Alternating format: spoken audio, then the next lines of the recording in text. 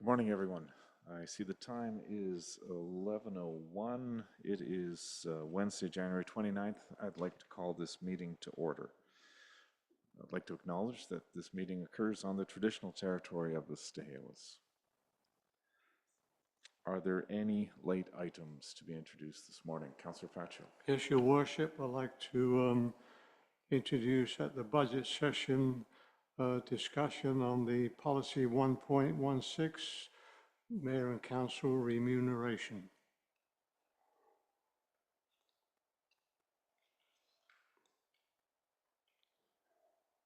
1.16. Where can you? I'm looking at the wrong thing. That's our policy? Oh, it's not an agenda No, item. sorry, it's our Sorry. policy. I'm referring to the actual policy that I'm going to be speaking to. At what That's it. point in the That's it. agenda? I would, wherever it works out for the Director of Finance where I can discuss it. Maybe the corporate officer could help us put that in the right place on our agenda. Sure, thank you. In speaking with our Chief Financial Officer, I think it can just come up during discussion of the 2025-2029 financial plan. So there may not be a need to introduce it as a late item. It can just come up during budget discussion. Thank you, corporate officer. Councillor Pacho, would that be okay? We make Yes, a mental certainly, note? Your Worship. Thank Okay. you. Any other late items? Seeing none, we'll move to approval of the agenda. Could I have a motion? Councillor Jackson moves, seconded by Councillor Vital. Discussion on the agenda. I'll call the vote. All in favor? Quick question, sorry. Mayor Talon, what is the process today? I've got lots of notes and questions on this financial plan. Are we going to be freely discussing this? I just want to understand the process for today. I understand that the agenda, when we move into committee of the whole, which is the next item on the agenda, will be a presentation, and I'm hoping there's opportunities for question and discussion amongst council at that time. And I see nods from our staff saying they're anticipating questions.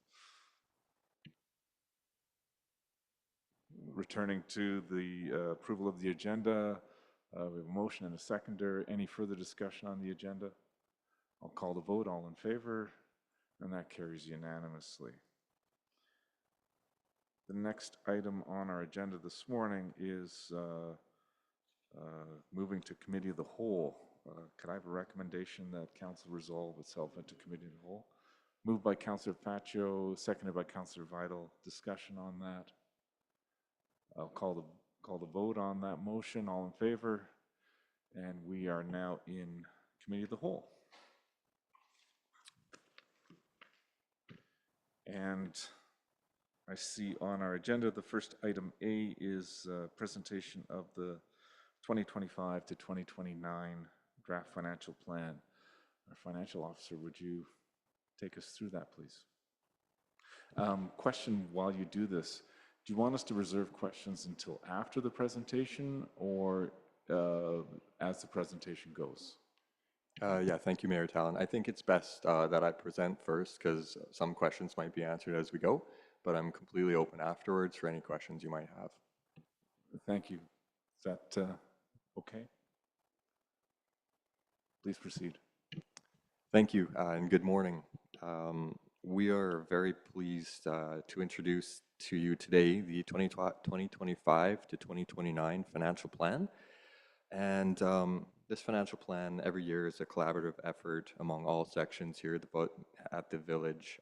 We're very happy to share it with you today. I think it's a good plan and definitely look forward to your input as we go. So some highlights of the presentation. What we'll look at first is the budget timeline, what to expect for the process. We'll look back at 2024 and then jump into a summary of the 2025 budget. Look at the capital plan, and then we'll look into assessment data and more taxation related items and how the budget basically is affecting taxation for 2025. So the budget process, it's a collaborative process, and it's an in-depth process. So as you can see, we're just at the beginning, and today we're introducing the budget to council.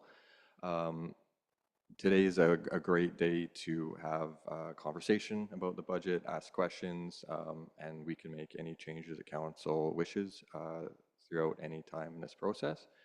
After this, in mid-February, we'll go to first reading, and then we'll move into the open house stage. So that's where we'll do another presentation and invite the public to join by either in person or through Zoom, ask questions, provide input, and that will be shared with council, of course. From then, we'll move on to second and third reading, and these two will take place early March. And then final adoption is scheduled, hopefully, for about mid-March, and then we can definitely get rolling on it. So that's, I guess, something just to also mention that council and both council and the public will have several opportunities throughout this whole process for feedback and alterations. So, you know, it's definitely a moving thing that we can work with as we go. So let's look back at 2024. On the revenue side, basically property tax, utility, curbside revenues, they were all as expected and pretty much on budget. Pay parking revenue was down a little bit from the prior year, mostly I think because of the rainy spring. It was a strong summer. It was just a slow start. So total revenues were about $336,000. Pay parking greatly assists with beach and park maintenance costs, other beautification around the village. Without that, we would definitely have to look to taxation to provide those levels of service. We also saw in 2024 continued strong interest earnings on investments. As we all know, mortgage rates are high, but also investments are favorable. So it's a bit of a double-edged sword. That will start to soften as we can see the Bank of Canada again just drop the interest rate. So our earnings on investments will soften, but we did very well with them in 2024. Also, we're in 2024, we had continued pretty strong grant revenue, thanks to our committed team here looking for it. So that included Fire Smart, Hot Springs Road drainage grants, dike improvements, and that's just to name a few. We had lots and lots of grants come through, mostly provincial, federal funded, and some smaller organizations too. On the expenses side, inflationary pressures definitely continued to affect, you know, everything we do. They have showed signs of softening, and hopefully they'll soften more into 2025. But it was definitely a challenge for sure in 2024. However, at the end of the day, our total expenses remained under what we budgeted for. So we expect to be in a surplus position on all of our business units at the end of the year. On the capital project side, Jace was busy, our operations director. There was lots of capital projects that kicked off in 2024. That included, to name a few, new playground, water and sewer upgrades, beach development. There's a whole lot going on. It's a really exciting time. Some of these projects will definitely be carried forward into 2025, but most of them will have planned completions in 2025. So we'll be able to get a lot of them off the books. And overall, just moving into kind of the year-end process. We're working on year-end right now. The audit is forthcoming, but generally speaking, in my opinion, the village is definitely in sound financial condition. So the goals for 2025, when we first started creating the budget, it's basically the goal is to not reduce services, continue contributing to reserves at a healthy level, while keeping property taxes increases to a reasonable level. There are several things that led into that goal. Obviously, transparency and public engagement is at the forefront of everything we do, and I believe this financial plan process to be a good example of that, because the public will have various opportunities for feedback as we go. We looked at gaining efficiencies, so we took a deep look to see where efficiencies could be gained. That was with staffing, that was with the slow greening of our fleet. We've got a new electric truck, facilities, more efficiencies in facilities. So just looking at reducing costs there where we can. And of course, this is a biggie, maximizing external funding. Definitely grants remain a key source of funding, as large projects will just simply not be possible without grant funding. Without that, we'd have to look at debt borrowing, and that's not what we want to do. So we obviously want to maximize grant funding. And another biggie is planning for a sustainable future. So a really big thing we're working on, and we'll do so over the next few years, is creating an asset management plan. And that's really going to lay out the lifespan of our assets and when planned replacement will be. This will lead into future budgets, of course, but generally speaking, our debt load is extremely low, which is very positive. We only have one loan, and that's for the flood pump. So as far as that goes, we want to keep it that way, but we must plan for it for sure. Pressures for the budget process in 2025, legislative and audit requirements. There's continued strengthening and stringent audit requirements and regulations that come out, mostly new ones each year.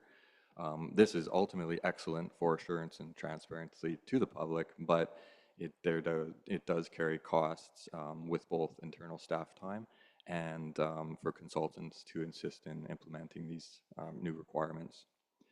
Workforce retention, that's becoming more and more challenging for any company and especially local governments to find and retain skilled workforce. There's lots and lots of retirements happening in local government these days, so it's important to be competitive and attractive as an employer. I believe the CAO and the council has done an excellent job of getting in front of this, and I think we're in good shape here for the future. Also, not to mention, we have a great team, and nobody's allowed to leave anytime soon. Cost pressures, I talked about this a little bit, and it's just, again, inflation. We live in an inflationary environment right now. Hopefully that continues to soften. Planning for infrastructure aging. This again ties into the asset management plan. We really need to plan for the entire lifespan of our assets, not just for the next 5 years. We need to look to the next 10, 20 years as much as we can. So that's definitely something we're looking at. And then finally, new services. So this included both safety and services to the public. One of these items was the new SenseNet early fire detection system. So that'll carry an annual cost of $50,000 for maintenance, and then leasing of a new bay to provide medical services to residents. Some general revenue highlights of what we're planning for 2025. Taxation about $3 million. Utilities about $1.8 million. Curbside collection about $166,000, and this is basically just cost recovery, of course, same as utilities. And then business licensing, paid parking. We're hoping that the spring is a little bit less rainy this year. We'll see. So hopefully, paid parking about $350,000. Some general expense highlights. So administration, on the administration side, we reached a collective agreement with CUPE for the years 25 to 2027. So that's excellent for stability on both sides. On the professional services side, you'll notice this budget line fluctuate year to year, and that just really depends on what we've got going on and what projects we're working on. So we've got $50,000 budgeted for asset management consulting. That's as we move towards into a more robust asset management plan. We've got really good data right now on our assets and lifespans. We just don't have good data to track how their lifespans are going to play out. So that's the next step. $46,000 to forest fuel management. So this is a carry forward. This is the remaining part that council granted last year. And this will be for fuel management of Spirit Trail. And the development master plan completion is continuing, and that's funded by gas tax. So what gas tax is, it's Community Works Fund, it's called. It's a grant we receive through the federal government, and it assists with just normal day-to-day things that we do here at the village. On the information technology side, obviously, we've teamed up with a very good contractor consultant that handles our IT support, And on the forefront is security and protection of information. So that's always evolving. And I think we're in pretty good shape there. Looking into emergency services, fire department, on the operating side, we've looked at additional admin support for them and adding some money to their training budget. They've got a lot of crew members, and it's great to see. So it's just keeping that training moving forward. On the capital side, the fire department turnout gear, so that's basically their outfits or uniforms. This is the second year of this budget item. A lot of the turnout gear we have currently is expiring, and so it's a multi-year project to refresh that. And then finally, $50,000 for the structure protection unit outfitting. So basically, last year, the FireSmart grant funded the purchase of a trailer. And then this year, the FireSmart grant, if it were successful, will aid in the outfitting of the equipment for that trailer. On the emergency services side, we have an emergency planning agreement with the District of Kent that continues unchanged. Municipal engineering, just generally speaking, $35,000 we budget every year. And on the planning side, we're looking at completion of the Parks Master Plan. Last year or last 2 years, we had direction from council to update many of our master plans. A lot of those are in progress and with planned completion, hopefully in 2025.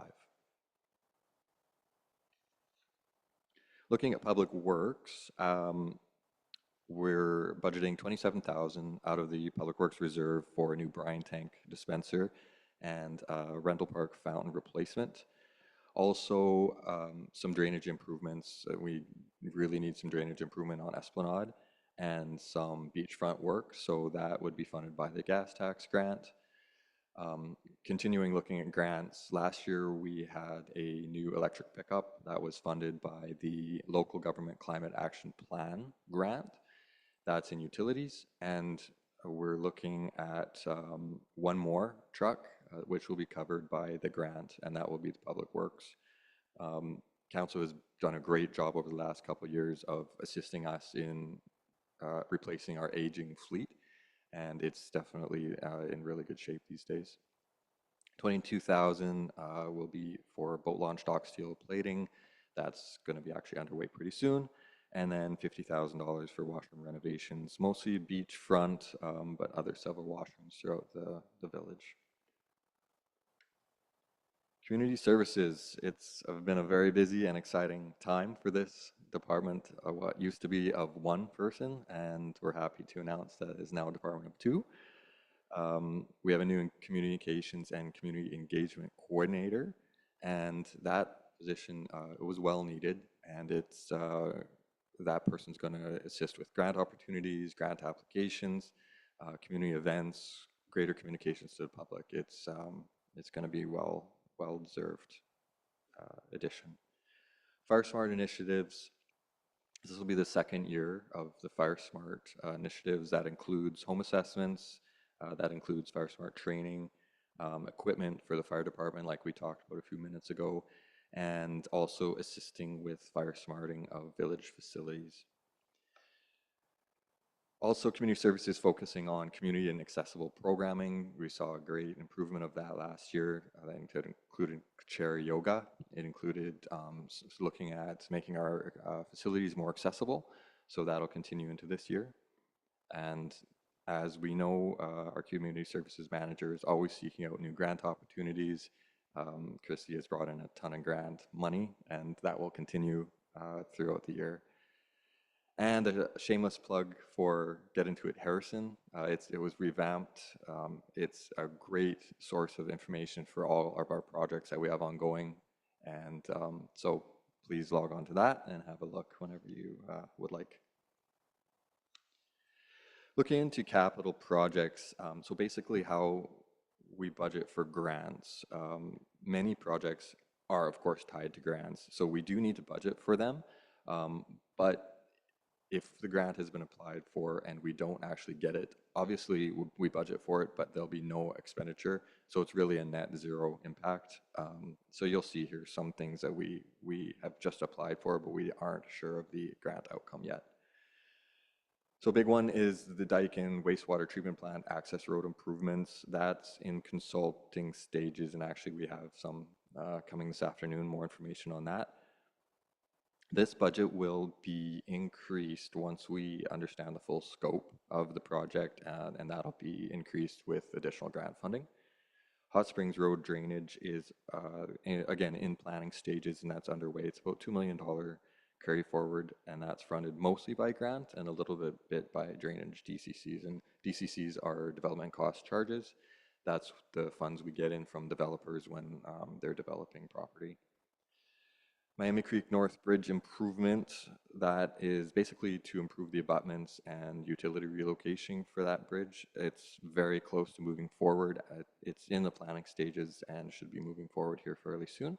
That's funded by the Growing Communities Grant through the province. And Spring Park upgrades, we've seen this on here for a few years. It's going to be done, we promise. It's including the washroom, covered shelter, and water fountain. So we're in the final phase of that. Bus shelters, in continuing in building bus shelters, that's carrying forward 42,000. So that should be about 3 bus shelters. That's funded by the gas tax. Village office maintenance, last year we did renovation of the interior of the village office. And this year we're looking at maintaining the exterior. That'll be funded by reserve. And also $10,000 for electrical upgrades, which is funded by a grant. And what that will do is allow us to hook a portable generator up to provide essential services under a power outage. And as grants become available, we'll look at hopefully a permanent generator as time goes on. Various facilities throughout the village, about $15,000 for new accessibility upgrades. So that could be doors, that could be ramps. And we have that grant in place, so we're just going to plan for that as we go. Looking at the resort municipality initiative. So this is a large stream of funding that we have. It basically supports small tourism-based communities with building infrastructure and delivering programs to strengthen and diversify the tourism economy. So the village has what's called a resort development strategy. It governs the use. It's a council document that governs the use of the RMI funds. The term of the current RDS has just completed. So we do have a few carry forward things, but the main thing now, what we're working on, is creating a new RDS, and that will come to council shortly.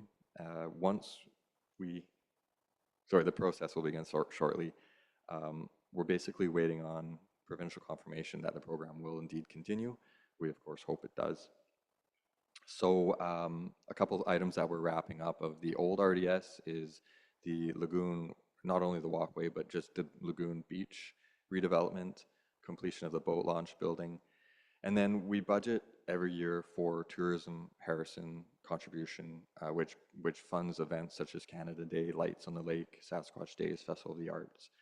This, because we don't have confirmation that the RMI program is continuing at this point, it's budgeted for. Obviously, if the program doesn't continue, we wouldn't have the expenditure, but obviously we hope it does.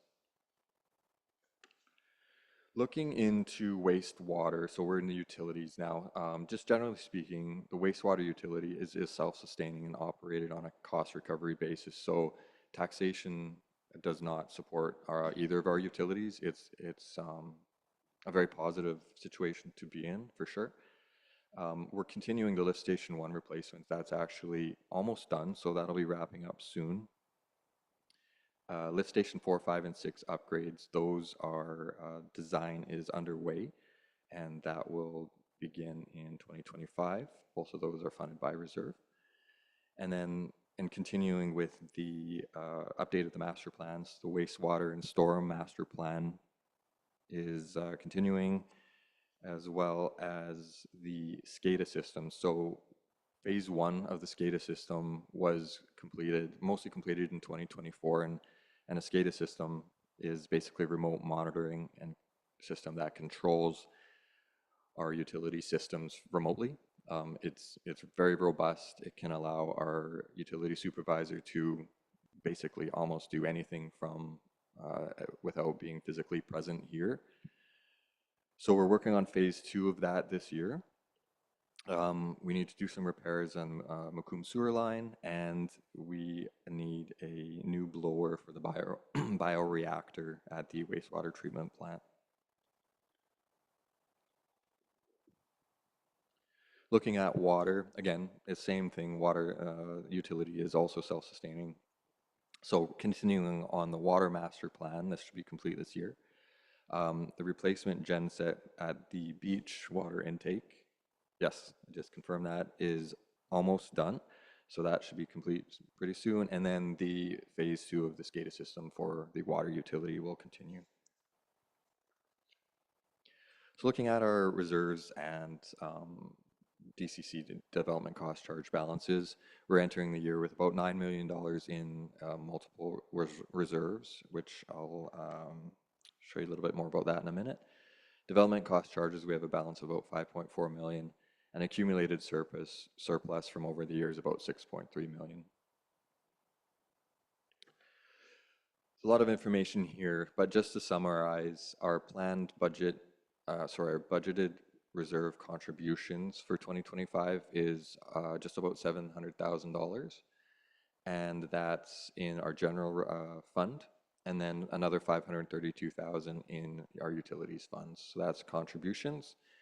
If all of our budgeted projects complete this year, we'll be transferring about $1.4 million of reserves out and about 1.7 million of DCC. So that's been kind of multi-year projects, and these are major projects. So this is not something we'll have to do every year. For example, the lift stations, that's a project that's going to last us many, many years. Moving into taxation and assessments. So this information is subject to change just a little bit when the final roll is released from BC Assessment, but usually it's pretty close. The total assessed value of all properties is about 1.16 billion in the village. Non-market change for 2025 was 12.3 million. And what that means, that's basically growth. That's actually an important number because this eases the tax burden on current properties. It's taxation that we didn't have before, basically. It would be nice to see this number a little bit bigger, but obviously depends on what's happening for construction in that year. Overall increase to assessments, so there was an overall increase, about 60 million, so it's around an average of 5%. The class increases, again, a lot of information here, but you can see that the increase between classes definitely settled a little bit in 2025. In 2024, there was quite a swing where residential lost value overall and business and recreational had a big gain in value. That's really challenging to work with when we talk about the tax rate multipliers next. But the good news is that that's softened quite a bit, so that makes it a little bit easier. This is a slide I put in every year, basically just showing where the tax dollars go, and only about a little bit actually stays within the village. So there's the controllable portion, which is the municipal portion. That's what we're talking about today. Then what we have is requisitions and taxes from other bodies, and they're all very important. They provide services to citizens, but we don't have control of them. So that includes the regional district, that includes regional hospital, municipal finance authority, BC assessment, police tax, and school tax. So only about 50% of the total tax bill actually stays within the village. If we look at property tax ranking, I do believe that council has done an excellent job in the past of keeping tax rates very reasonable. If we look at the total municipalities in the province are about 162, the village is 31st, 31 lowest compared out of 162. So very favorable.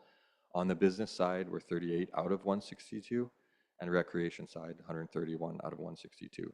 So again, I believe this is something to be proud of and definitely allows fairly affordable tax rates here in the village. Property tax ratio. So what is that?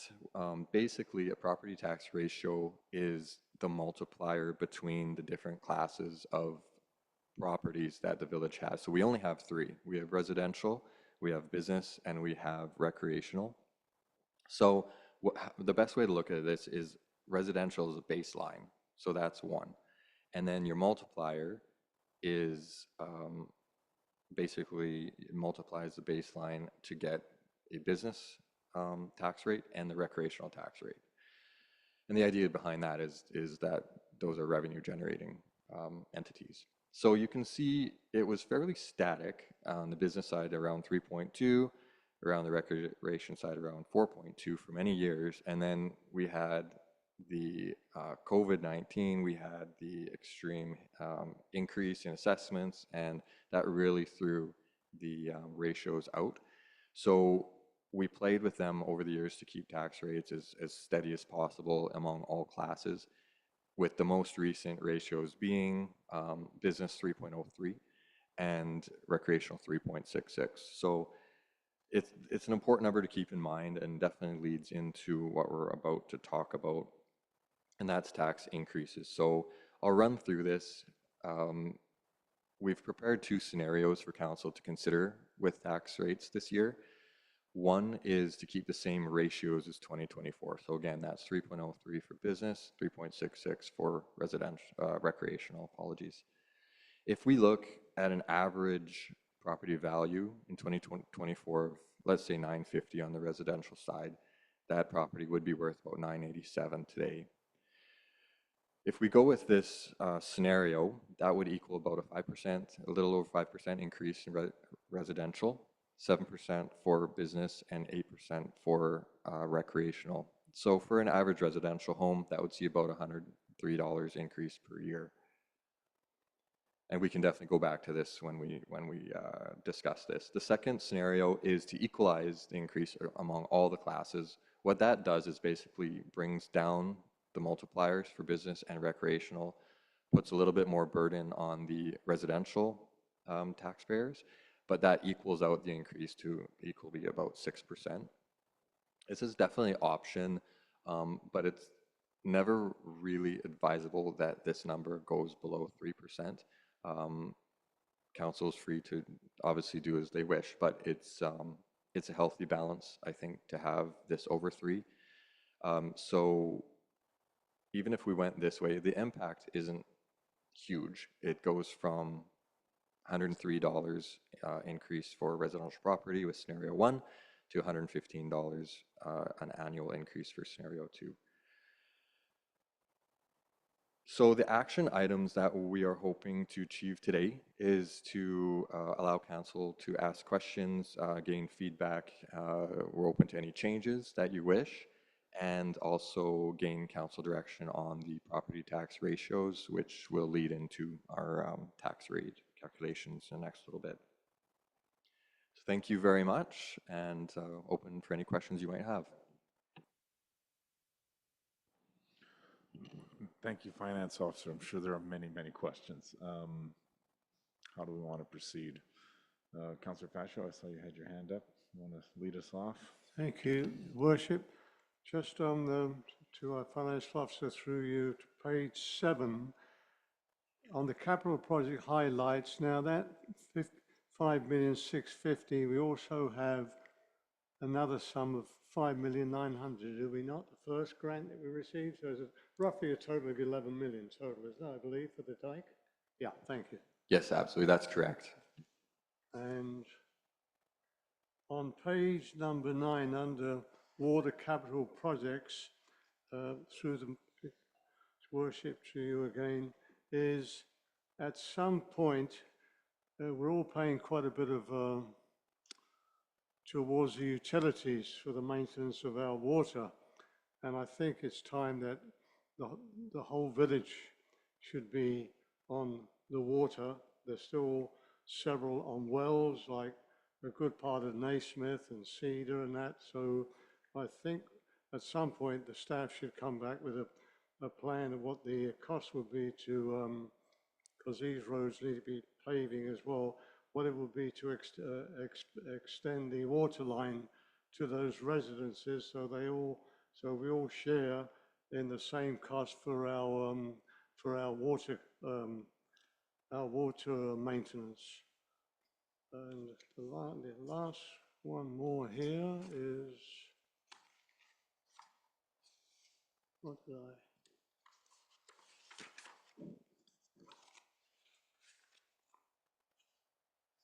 First of all, thank you for this, this little way you've done this. Makes it very easy to follow, much appreciated. And I think for me, and I'm glad you pointed out, which we have to point out every year to our residents. I know you do put it on the flyer you send out with the tax notices that although you may pay $3,000 or $4,000, not all that goes to the village. We collect it, but our portion is just a portion that says municipal, correct? Thank you. And the rest of it, I think, and of course, the importance, some people like it, some don't, the importance of maintaining the paid parking, because when you look at the budget overall of what all our green spaces cost and maintenance, it's over $600,000, I believe. So half of that comes from the paid parking. That's a big saving for the residents. Thank you very much for now. Thank you, Your Worship. Thank you, Councillor Pacho. Councillor Vital. Thank you, Mayor Talon, through you to our Chief Financial Officer. I know you mentioned some expenditure with a grant for some drainage improvements on Esplanade. I also know that we're looking at drainage improvements on Hot Springs Road. And I believe that is a joint initiative with Modi. Do you have a rough idea of how much it's going to cost for the village's portion of that? Thank you.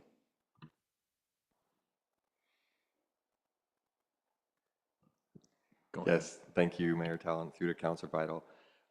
For the Hot Springs Road drainage improvements, we are budgeting about $2 million for it, and that should cover it. It's definitely a joint project between us and Modi, but our portion, and unfortunately most of that is covered by grant, is about $2 million. Great, thank you. And another question, I noticed quite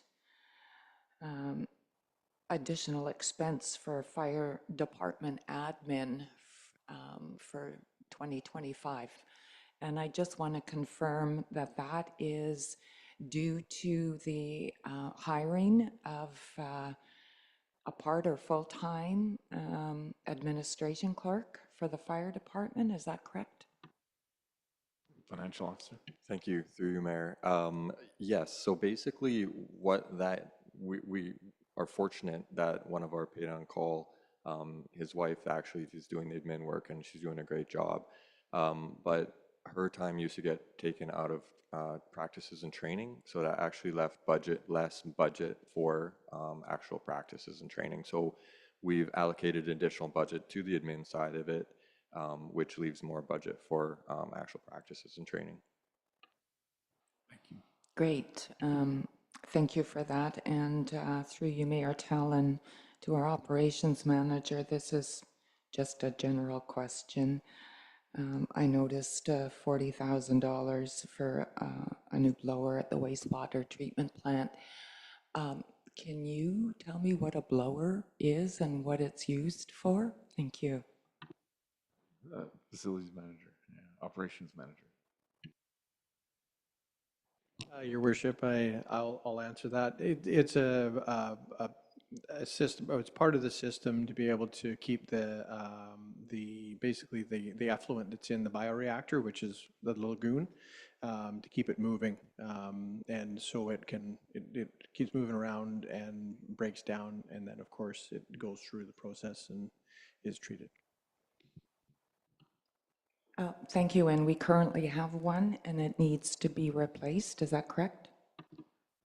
That's correct. Thank you, and just one last comment. Mayor Talon, through you to our Chief Financial Officer, thank you for the presentation.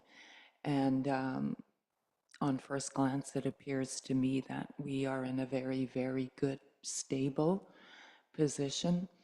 And I want to give a shout out to our Chief Financial Officer for keeping us on track. And well done. Thank you.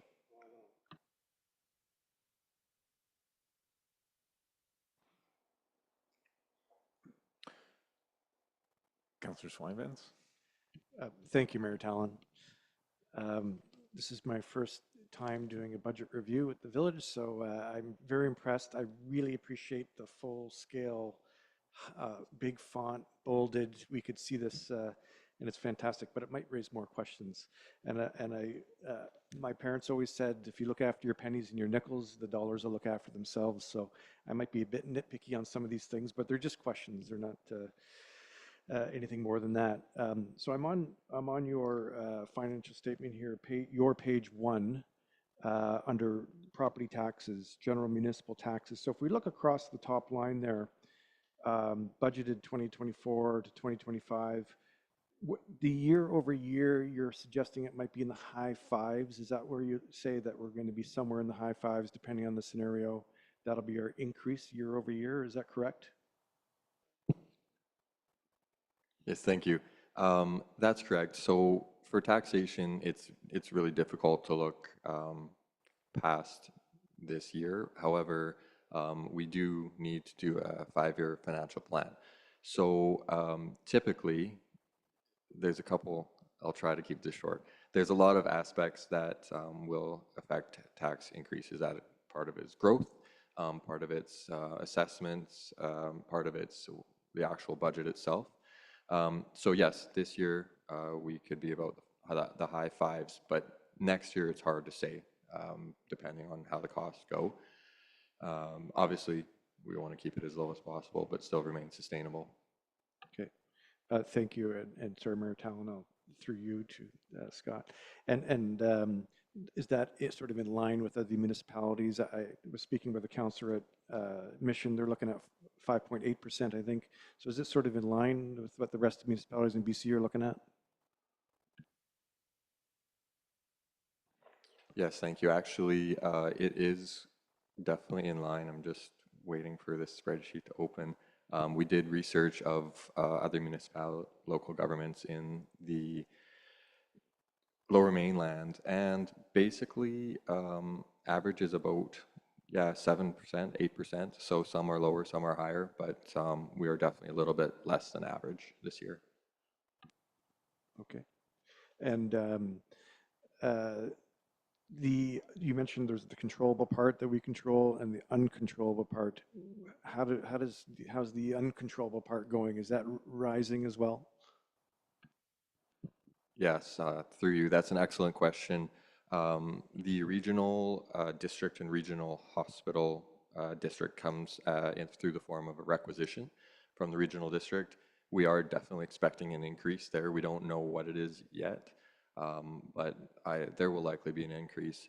The rest of the items come directly from the province, and they just tell us what tax rate. So I assume there will be increases. There always is. We haven't been told that there's going to be any extremes at this point, and likely we would have by now. So information will be forthcoming here fairly soon, and will lead into the tax rate bylaw coming in next little bit.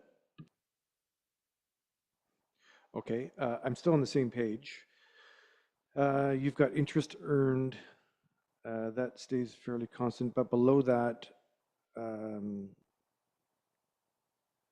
sorry, no, you've got, interest earned. It's just hard to go across here. Interest earned, we had a lot of interest earned in 2024 and the year previous to that, and it goes way down to about $66,000 on interest earned. Did something happen with our investments there? Yes, thank you. No, it's our investments are still doing very well. I don't like to budget on high interest because when the interest rates come down, and they will, then we we need to tax for it again. So basically, I always like to budget very, very safely for investment income. Obviously, reality is the hopes that it comes in much, much higher than we budget for.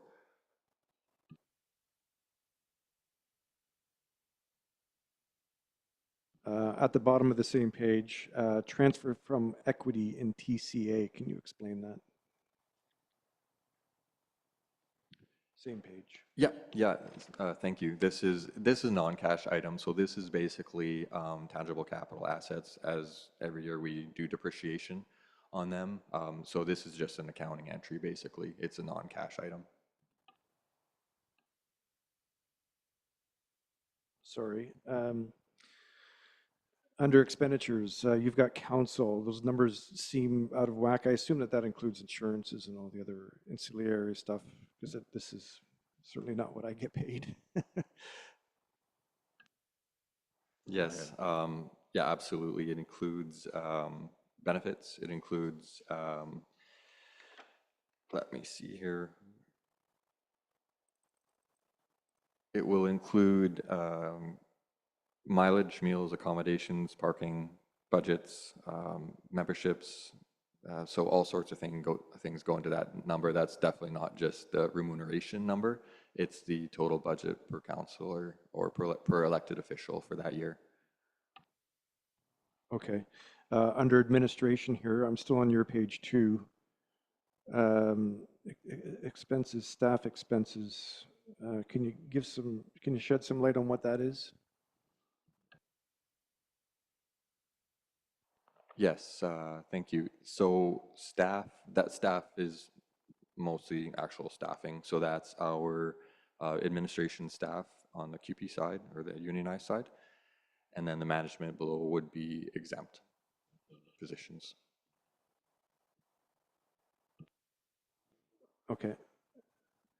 Yeah, management expenses were very high in 2023.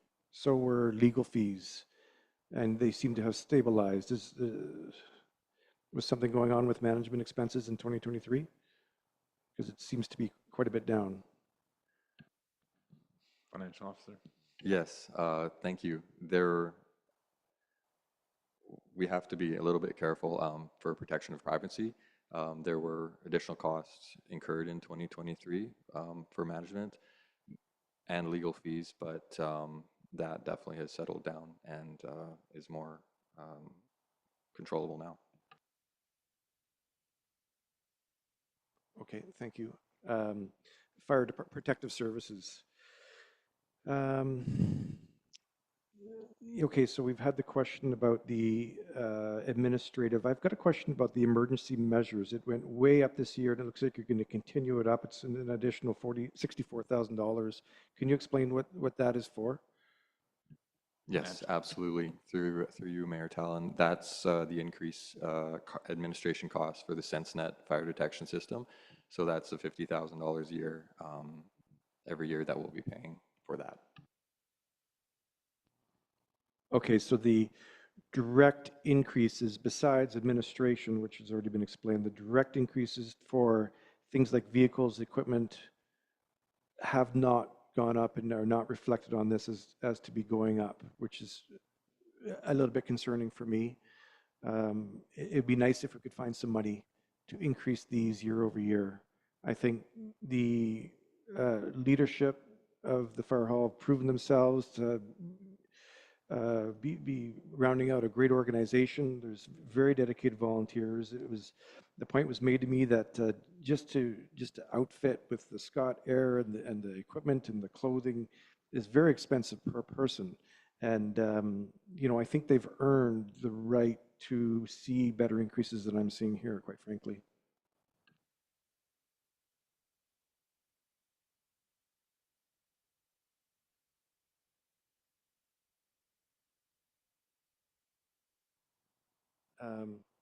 So hopefully, council, we can talk about that going forward with the fire hall. I don't know if now is the time, but I think as a group we should look at improving their equipment reserve for them. Maybe we'll talk about that in the future. Do we need a amendment here? Do we need a motion, or this is just a discussion? Because this is something I don't want to lose focus on, to be honest. I think staff's taken careful notes of our questions and comments, and we're just receiving the presentation today. Yeah, sorry if I can Yeah, just go jump ahead. in. This is a great time to talk about these sorts of things. And if, council as a majority agrees to add certain things to the financial plan, now would be the time to let us know that. We don't need specific motions or resolutions for that. It's just a collaborative thing, but that's good information for us to know if there's any additions or deletions here. Thank you. Well, Mayor Talon, if I may, perhaps we could put this around the table. I think it's an important issue. People are talking about the fire department, and I think they've earned the right to get some more support than we're reflecting here. We have concerns about wildfire issues. It's probably not going to get any better, and perhaps we could get some feedback around the table as to what we should do here. I see lots of hands. Yeah, I think happy to have the discussion, of course. Just adding money to a budget without a purpose, I think we need to understand what the need is and what the extra resources would actually be for. And I do have some questions about outfitting the trailer and how that's done with grant funding and all that stuff. But I see lots of hands and maybe suggestions of help. CAO Cook, can you maybe help? And then I'll turn to Councillors Faccio and Vital after you. Thank you, Your Worship. I just wanted to bring to Council's attention that we worked, and the fire department worked very hard this year to focus on their immediate needs. We recognize that there are increases that are needed for protective services. However, it's not best practice to do it all in 1 year. We committed to the fire department during discussions, and Scott is more than welcome to weigh in here, is to have moderate increases over like a 5-year plan, instead of it having spike at one time. We recognize that a lot of our initiatives like the Fire Smart and grant funding that we're trying to achieve is going to better the fire department, their equipment, their training. We've added another $20,000 for admin staff. We're hearing what they're saying, but I just want to caution that, I recognize that, the fire department is top of mind because of with climate change and whatnot and planning for the future. But I think we would need to look at it more of a long term instead of something we need to do today or tomorrow or yesterday. They're achieving high rates of training, high rates of retention, which is great. The equipment renewal is an ongoing process. It's not something that we do all in 1 year. And then also too, there's a consideration that when we do increase these budgets, the fire department does come straight out of taxation. It's not like we can pull out of reserves to be able to cover that. I could be wrong, but I just want to give that information to council for consideration before they start deliberating. And if there's any further questions, I'm happy to try and answer them. Councillor Fascio. Thank you, Your Worship.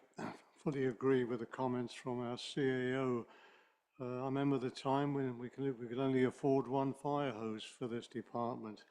But listening to the reports we've had from our fire chief, and the fire chief does meet with our chief financial officer every year and the CAO to go over their budgets and what they need.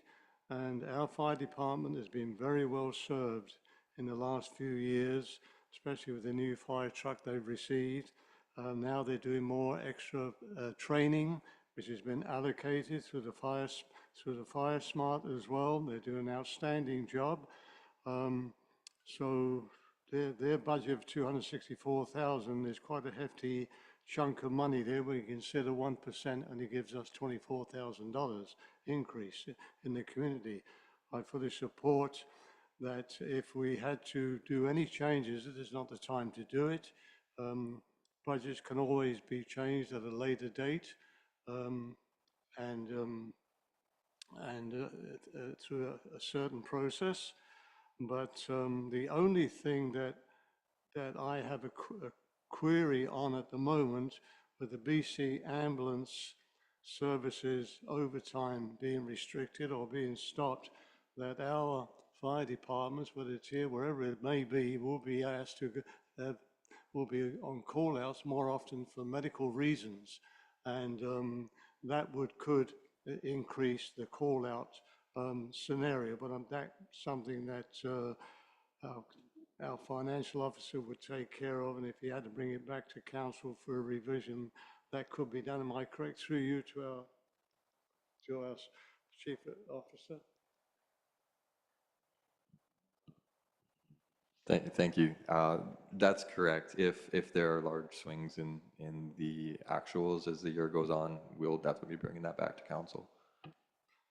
Thank you, Your Worship. Yeah, I'm fine at the moment with what's here for the fire department, and say the fire chief, I'm sure, has had a lengthy discussion with our managers in regards to what they're required for this coming year.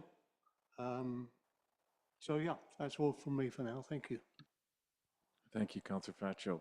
Maybe I'll just jump in here, Councillor Swinebeds, in your stream of questions and just follow up on the fire department. The slide presentation, slide 9, has fire department capital on it, and there's a grant for the trailer outfitting. I know the grant in the past years bought the trailer. I've seen it. It's very impressive, and it's somewhat stocked with gear. And I know some of that is pumps and hoses and other equipments for protection. And if I recall correctly, a hydrant is being put on the corner, or hydrants, maybe more than one, at the corner of McCombs and McPherson. It seems to me, I don't want to mess up grant funding, but I also know that if we have the hydrant down there, it'd be good to have the hoses to make use of it in the event, should we have to protect the village. Kind of a complicated, I don't know if I'm making sense with the question. I don't want to mess up the grant funding that's outfitting the trailer, and I know that's, I think, staggered over several years. We're going to have more hydrants on McCombs down to the end of McPherson. I just want to make sure that we're not in a situation where we're missing 150 feet of hose. Otherwise, we would be fully protected, so to speak. Does that make some sense? Is there any advice or information on that aspect? Go ahead. Yes. Thank you, Mayor Tallon. The structure protection unit portion of the Fire Smart grant is a 4-year multi-phase approach to getting the trailer fully as stocked as it could be to what BC Wildfire sets out sort of as their standards.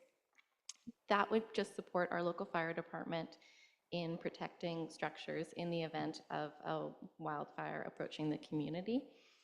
It does contain a number of hoses and pumps and other aspects, but it's my understanding that that would just further enhance the resiliency and work in conjunction with fire hydrants that are placed around the community, of course.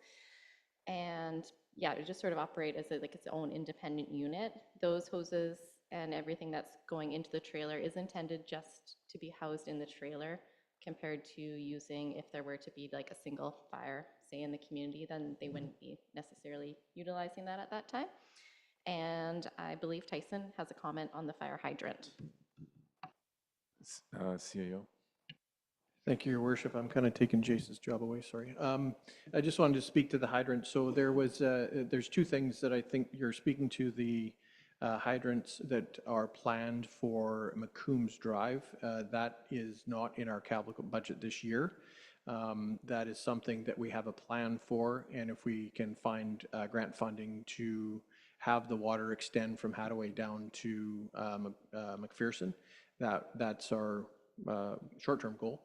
And then also there was a discussion about having a hydrant close to the fire department for training purposes and also refilling of the truck. That is something that we've had a discussion with the fire department, and we have to work with our utilities department to try and wrap that into our into their yearly budget.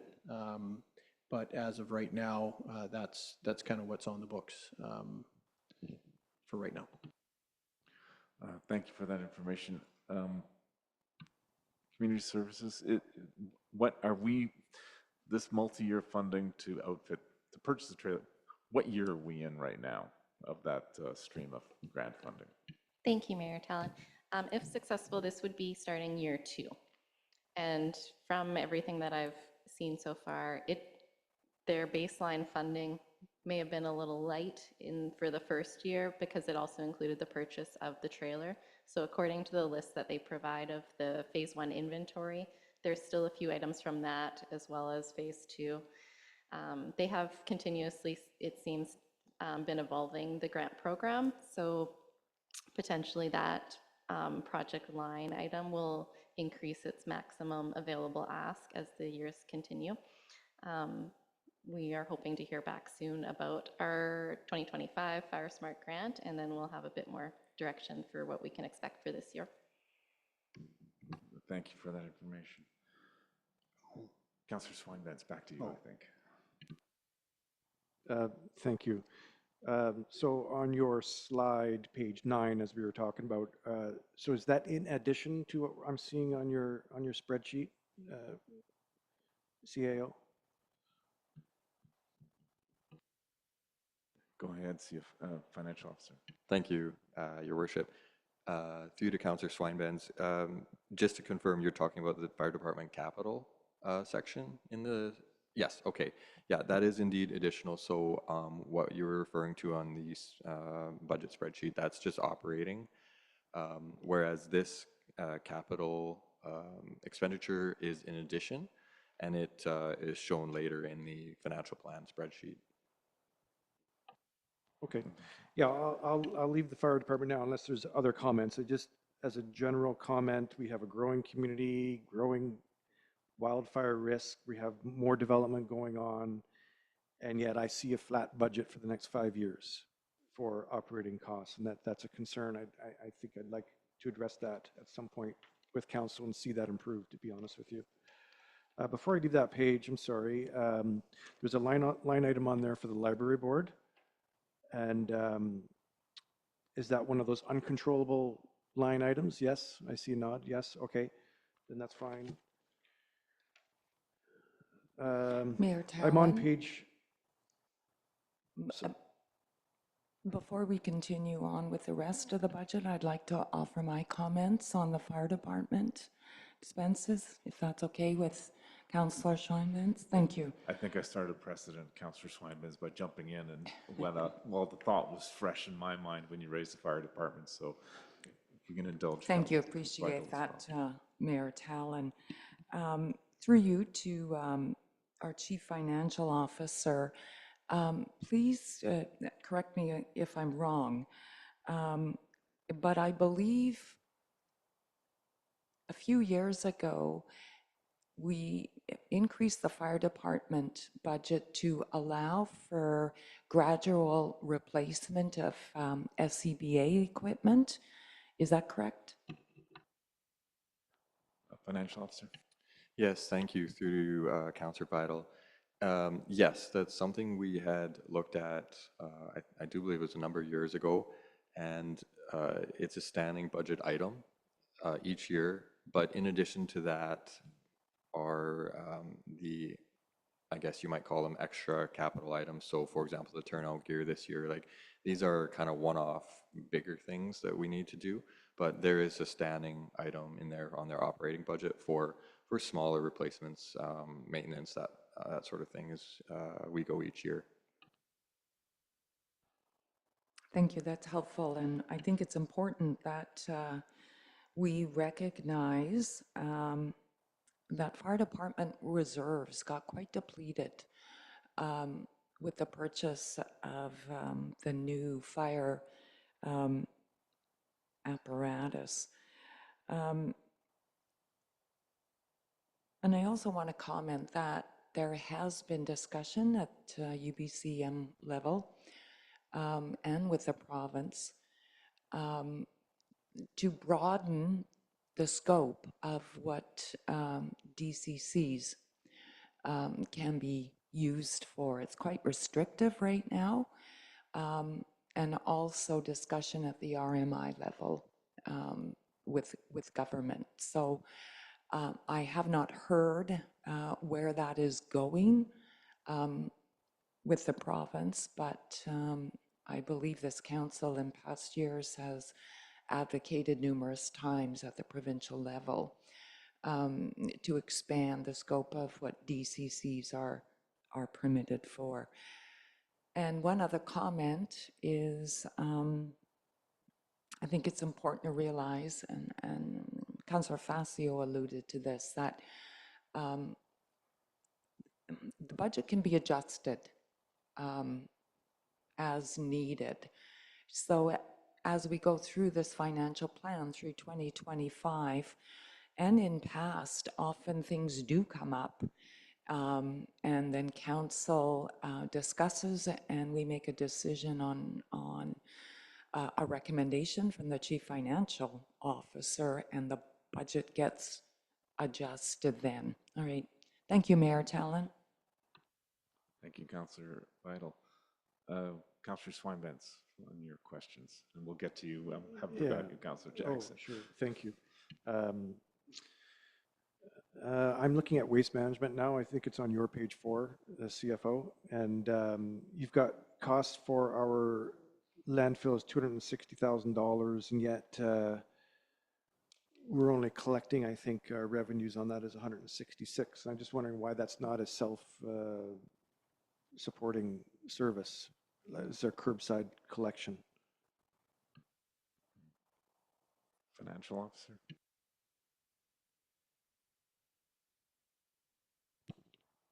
Yes, just bear with me for one moment. The waste management contract services line includes more than just curbside collection.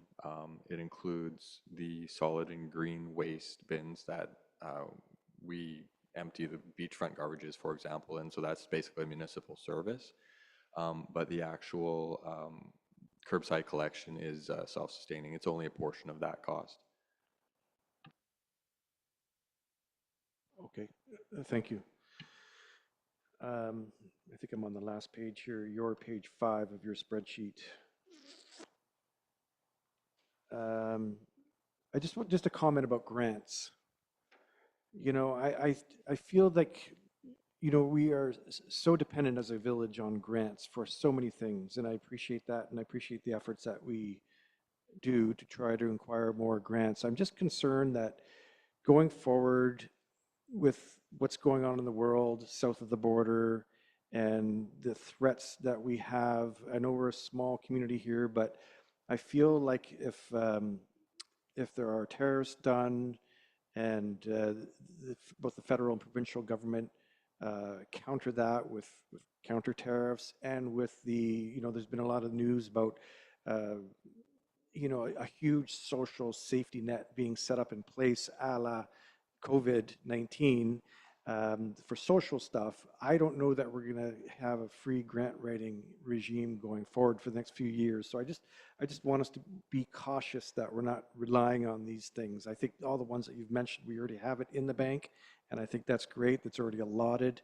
But going forward, I think we need to look after our house and make sure we're in good shape, because I don't know that we're going to get a lot of, I just think the grant writing or the grant provisions will be continuing the way they have been. I'm not sure if others agree with that, but I just think we have to be careful there. The other question I had, and I think might be my last one on your spreadsheet, is under capital expenditures, you've got municipal buildings. Can you explain what that item is? Because it doesn't seem to continue going forward. Financial officer. Yes, thank you, Mayor Talon, to Councillor Schweinben. So these are, actually, I can tell you exactly what's in that one. It's the village office exterior, the beach washrooms, and Spring Park washroom and covered shelter completion. So that obviously will be hopefully all completed in 2025, and there won't be any additional budget needed for next year.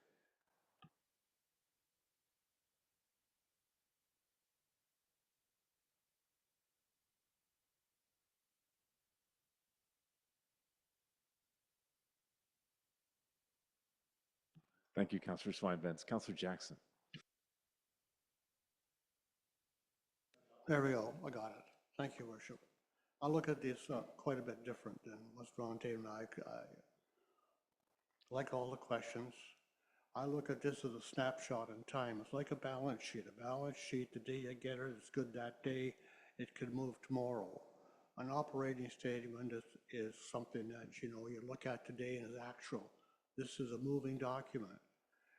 We could approve all of this today and it could change tomorrow. So our staff have done an excellent job of putting together the best case scenario of what we can look forward in 2025.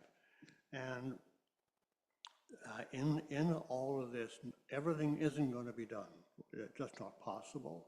So there's always what I like to use called wiggle rooms in every operating statement. So as a councillor, support about protective services, and if you really need them, I'm sure when we go back to Scott, they'll find it. So I don't think it's, I think it's kind of disingenuous to go over everything that is proposed with the idea that it's not right, okay? Nothing's cast in stone. So I applaud our staff for this. I really, really do. I think it's tough times. I mean, $100 tax increase for me is fine. I mean, that's chump change in today's world. Doesn't even buy a real good meal. So I'm all in favor. I take my hats off to staff. I appreciate all the questions and to hear, but I think sometime we have to move forward. Thank you, Your Worship. Thank you, Councillor Jackson. I do have a couple of observations. First, I'd like to thank staff and financial officer for the layout of the presentation. I found it really, really helpful. I have a couple questions, though, specifically. I think I tried to highlight them here. The replacement genset, it's on slide 18 of the presentation. Where is that, and exactly what is that, and tell me a little bit about that, please. Thank you, Your Worship. I'll defer that to our Director of Operations. Thank you. Yes, I can answer that. So that's down at the by the washroom at the beach, and that will be running our pumps to pump the water from our intake up into the water treatment plant. So it's a generator, so if power goes out, then we can continue to have water supply going up. So that was ordered, I believe it was last year, and there was just a long lead time, so we're just finishing the installation right now. Thank you. The old gen set, is this something, I know there was some electrical work being done on the village office and the hope for a generator. Is this something that can be repurposed, or is it finished? This generator is done. This is something we're looking into. We'd have to get the upgrades done at the village office, but for the electrical panel. But once that's done, we're looking at options to see if there's enough power and what it could be used for. Thank you. Um, a bit of a follow-up question to the fire hydrants and those things. CAO, if I understood correctly, your statement earlier was that there's plans for potentially having a fire hydrant for training purposes near the fire hall, and then other ones. Can you maybe elaborate on the state of that planning and when that work might, or when a budget might come forward for that, or anticipate actually putting in those hydrants? Yes, absolutely. Thank you, Your Worship. So the motion of council, I believe it was, well, it would have been last year, was to hire an engineer to come up with a plan and seek grant funding. So we have a preliminary budget of $640,000 to connect basically the water from Hadaway down to McPherson, which would include hydrants throughout that. So that's a fairly large capital project, and our goal is to try and find a external funding source to be able to complete that project, because obviously we recognize that it would increase resiliency to the community, especially down in the southeast corner of the community. But however, you know, our operating and/or reserves wouldn't support that, so we're doing what we can to try and find external funding. And with the way the funding is starting to go towards increasing fire resiliency for communities, I'm quite confident that something will be coming up here either in the next year or two. Thank you. Financial Officer, do you have something to add to that, or you look like you wanted to say something? Or am I just reading something into your expression? I give mixed messages sometimes. No, Tyson handled it perfectly. Just to make sure, because I'm new to this, I've seen budgets before, and I want to make sure I'm understanding the ratios and rankings on your presentation. I think it's really helpful. I'm looking at slide 23. So am I reading this correctly that there's 162 taxing authorities, I guess, in the province, and our ranking of 31 on the residential side ranks the 31st cheapest, and likewise for the rest? Am I reading that correctly? Yes, Your Worship, that's correct. It's nice to know that we're on the bottom fifth. How does the tax rank? What does it look like when you're at the top, and what does it look like when you're at the bottom in relation to the actual tax rates? What's the range, I guess? Yes, thank you, Your Worship. There are statistics on that. I don't know them offhand, but I do know that there is a pretty decent sized range within reason, obviously. But yeah, between 30 and 35, there's probably not going to be much difference in range. But just to give some context, we have, as a village, come down in rank, which is in a positive way over the years. Statistically, in 2022, we were 36th. 2021, we were 36th. 2022, we were 33rd. And 2023, we were 31st. So that goes to show that we're holding as much as possible, and other municipalities are increasing a little bit more faster rate. Thank you. Yeah, I recall last year headlines with some municipalities with very, very large property tax increases, like 12, 15, 14% was a repeated headline I saw for multiple places. So 32 at a, okay. So now I'm going to go to the bottom, the next slide, and I want to make sure I'm reading it correctly. Slide 24, the ratios. And if I understood your explanation, if the residential, this is sort of a multiplier effect between the residential rate and the recreational and business rates. And Yeah, okay. Do I have that right? It's kind of like a multiplier that the business one is triple or 3.03, what this says here on 2024. Yes, thank you, Mayor Tallon. That's exactly what it is. So the residential tax rate, again, is kind of like the baseline. And then the business and recreational tax rate would be whatever this number is times the residential one, basically. Thanks. Thank you. That's very helpful. Yeah, Councillor Swinbanks. Sir, okay, is that the multiplier for the 1 year increase? Is that what you're referring to? That's my first question. The second question is, you know, as a small business owner, we were quite cognizant of the fact that we are paying more than our fair share of property taxes, and that's quite frankly painful sometimes. So if you could explain that multiplier, is it per year or in general? And what is the burden as a percentage of taxes collected by the village? What is the burden that is paid by the businesses in general? There's 24 businesses here. I think we pay a fair share. Financial Officer. Thank you, Mayor Tallon, through to Councillor Schweinbenz. The multiplier is looked at every year and possibly adjusted, possibly not adjusted every year, but it doesn't really lead into a tax increase. It's basically what part of the pie is being paid by what class of property. So, for example, in 2024, the residential portion was 69% of the entire tax requirement. Businesses were 26%, and recreation was about 5% of the total tax requirement.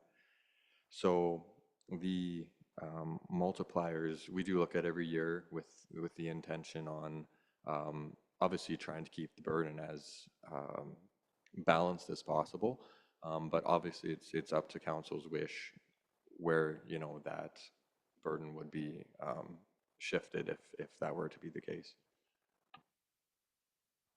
Yeah, just thank you for your answer. I think that clarifies things. It shows, and I know it's skewed because probably in that 28% that businesses of the businesses burden, a lot of that is the resort. But it is difficult for small businesses in this community when it's very seasonal, very dependent on tourism.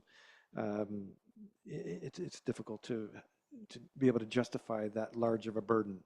And anyways, it's a challenge. So I just would like council to consider that when we're looking at the different scenarios that CFO would like us to look at.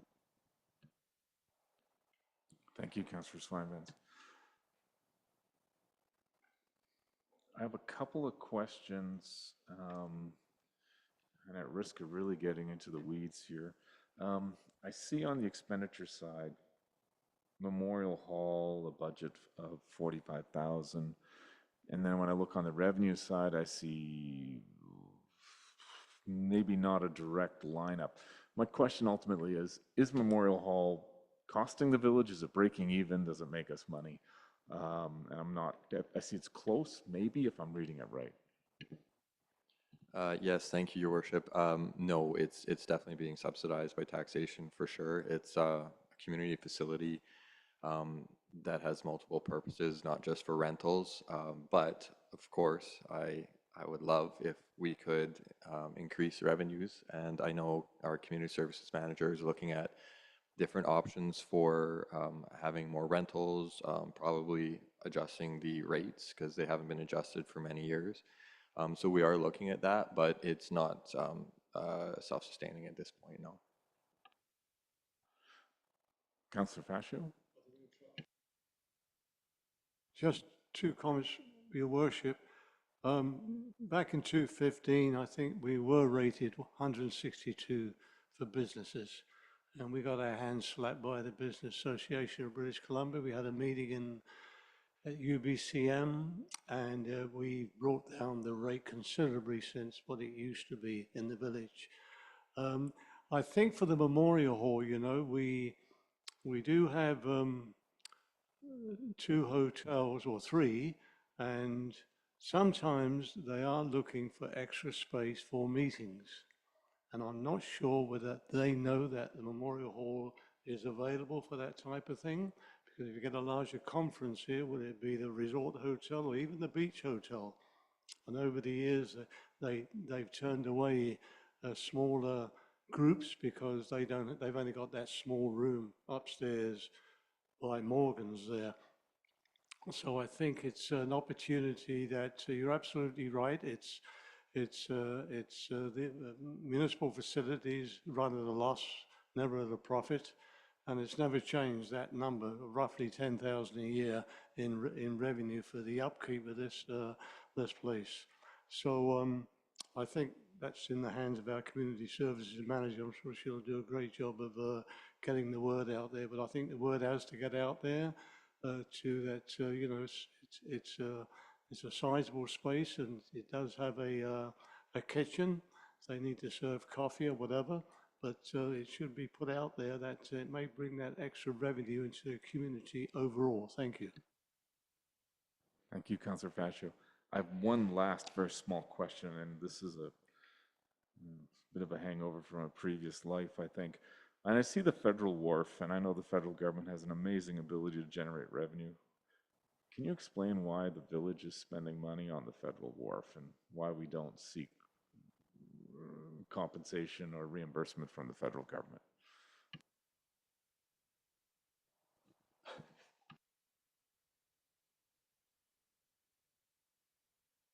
Officer. Thank you, Mayor Talon.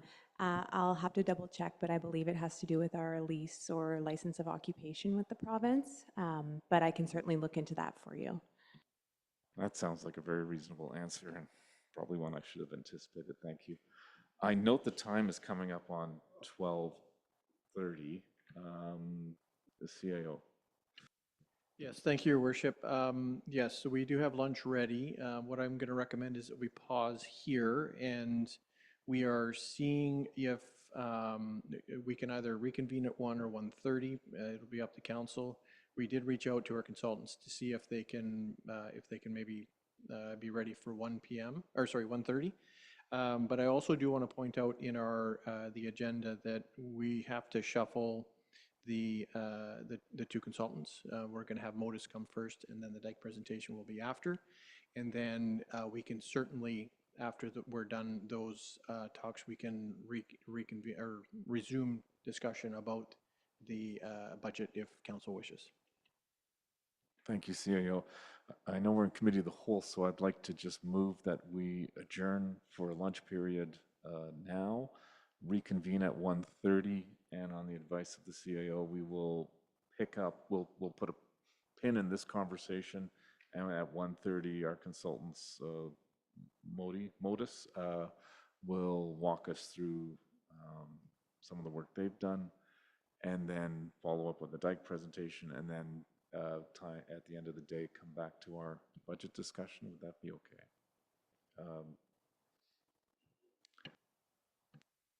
Your Worship, I have another meeting at 4 o'clock, so are we at that position where we can vote on a recommendation for one of the two scenarios on the budget? I mean,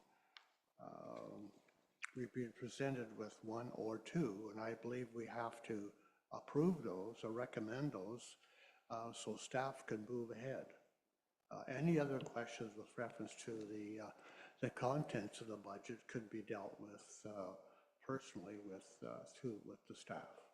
Thank you. Thank you, Councillor Jackson. Councillor I Faccio. also would like the full council when I bring up the policy as well. Sorry, I missed that. I would also like the full council to be present when I bring up the policy. Okay. I'm just thinking about a lunch break. CAO Cook? Thank you, Your Worship. Perhaps we'll just have a half-hour lunch and we'll reconvene at 1 p.m. And if council does want to pick up the discussion about the budget after lunch, then hopefully our consultants are okay to move about a half an hour and we can pick up with them at 1:30. Good suggestions. Motion to adjourn until 1 o'clock. Thank you. That's all in favor. And that passes. We'll have a lunch break and reconvene at 1.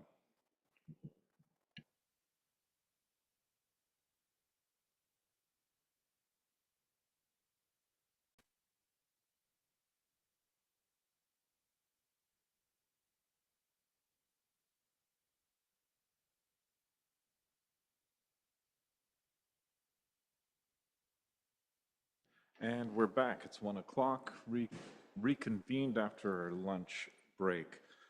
I think we left it where we've got approximately 30 minutes to see if we can finish the budget item of our agenda and then move to the MODIS presentation afterwards. Councillor Faccio, you wanted to raise something concerning remuneration. Thank you, Your Worship. Just regarding the policy 1.16, council remuneration and expense allowance, I have a document that UBCM put out some time ago where they put quite a write-up on how councillors should be looking at their remuneration now and again, and the difference between federal and provincial, we're on the clock all the time. We're always, people can get hold of us, prick us, talk to us wherever we are, and they think that we're not being properly remunerated for the amount of work that we do. So the last increase we had was in 2013.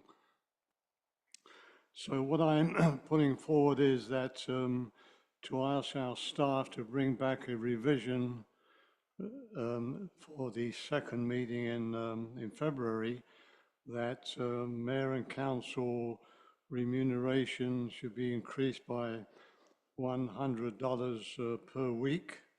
That works out about $14 a day, and that a $10 increase on the meal allowance, and that would be retro to the beginning of this year. So that's what I'm asking our council to ask our staff to bring back a revision on what I'm proposing. Thank you, Councillor Faccio. Councillor Vital. Thank you, Mayor Tallon. If staff is going to bring back a report, I also would like to see included in that report, there has been substantial increases in registration for conferences, and that's, mostly due to inflationary, but I've noticed over the last couple of years attending both Lower Mainland LGA and UBCM, substantial increases, and we are looking at an increase this year for Lower Mainland LGA. So I would ask staff to perhaps include that also in their report to council. Thank you. Thank you, Councillor Vital. I'm not opposed to getting a report on that. Looking at remuneration, I guess, more generally, and ensuring we have sufficient budget to attend conferences.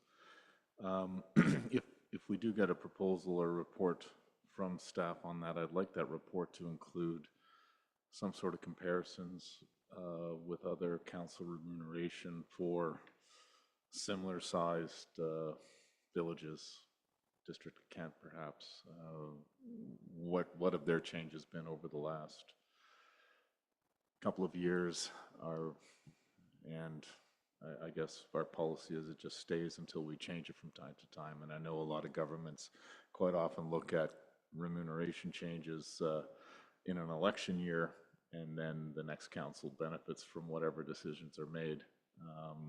But I'm happy to support a recommendation to get a report on that, and we can consider it at an upcoming council meeting. Just a quick word, Your Worship, for the benefit of the public, that they may or may not know, but we don't get no increases in CPPs or pension at the end of the term. It's not as if we're treated the same as other agencies are. Thank you. Thank you, Councillor Faccio. Any other discussion on that? Councillor Vital. Thank you, Mayor Tallon. I also was attending a Zoom meeting with Lower Mainland LGA Board discussing the conference, and I just wanted to let council know that there will be a presentation at our conference in April by UBCM on council remuneration. Thank you. Thank you, Councillor Vital. A motion to that effect, Councillor Swinepins. Oh, no. Okay. Do we need a motion, a vote on a motion to direct staff to return with that report? Or is it sufficiently clear as is? I look for some guidance from CAO or corporate officer. Okay, was just advised that we do want a motion. I was thinking that would be fine, so perhaps we could vote on the 2 additional items that, I'll pass it over to Amanda. Thank you. So we're in the committee of the whole right now, so it would be the motion to direct staff to bring forward revisions to council remuneration policy to look at potentially increasing remuneration, meal allowances, and conference allowances, and include a comparison for remuneration for similar size villages. Sufficient clear? Any discussion on that motion? All in favor? And that carries unanimously. Councillor Jackson reminded us we have 2 scenarios in front of us right before the lunch break. Scenario 1, keeping things the same as 2024, and then an equalized. And I'm wondering, Finance Officer, if you could just, could you just walk through those 2 pages again in the deck to make sure, well, at least for me, that I understand what happened in the equalized scenario, focusing on that one. Thank you. Of course, thank you, Mayor Talon. So I've got the slide up again, and what this is looking at is scenario 1. So what this is, keeping the same multiplier ratios as last year, business 3.03, recreation 3.66. So it basically puts a little bit more burden on the business and the recreational side. If we look at scenario 2, what we've done here is this is the driver of the ratios, basically. So we're looking to equalize the increase amongst all classes, and then it kind of backs into what the multiplier will be. So that lowers the business and lowers the recreational multiplier, which in essence takes a little bit more burden off the business and recreation and puts a little bit more on the residential class.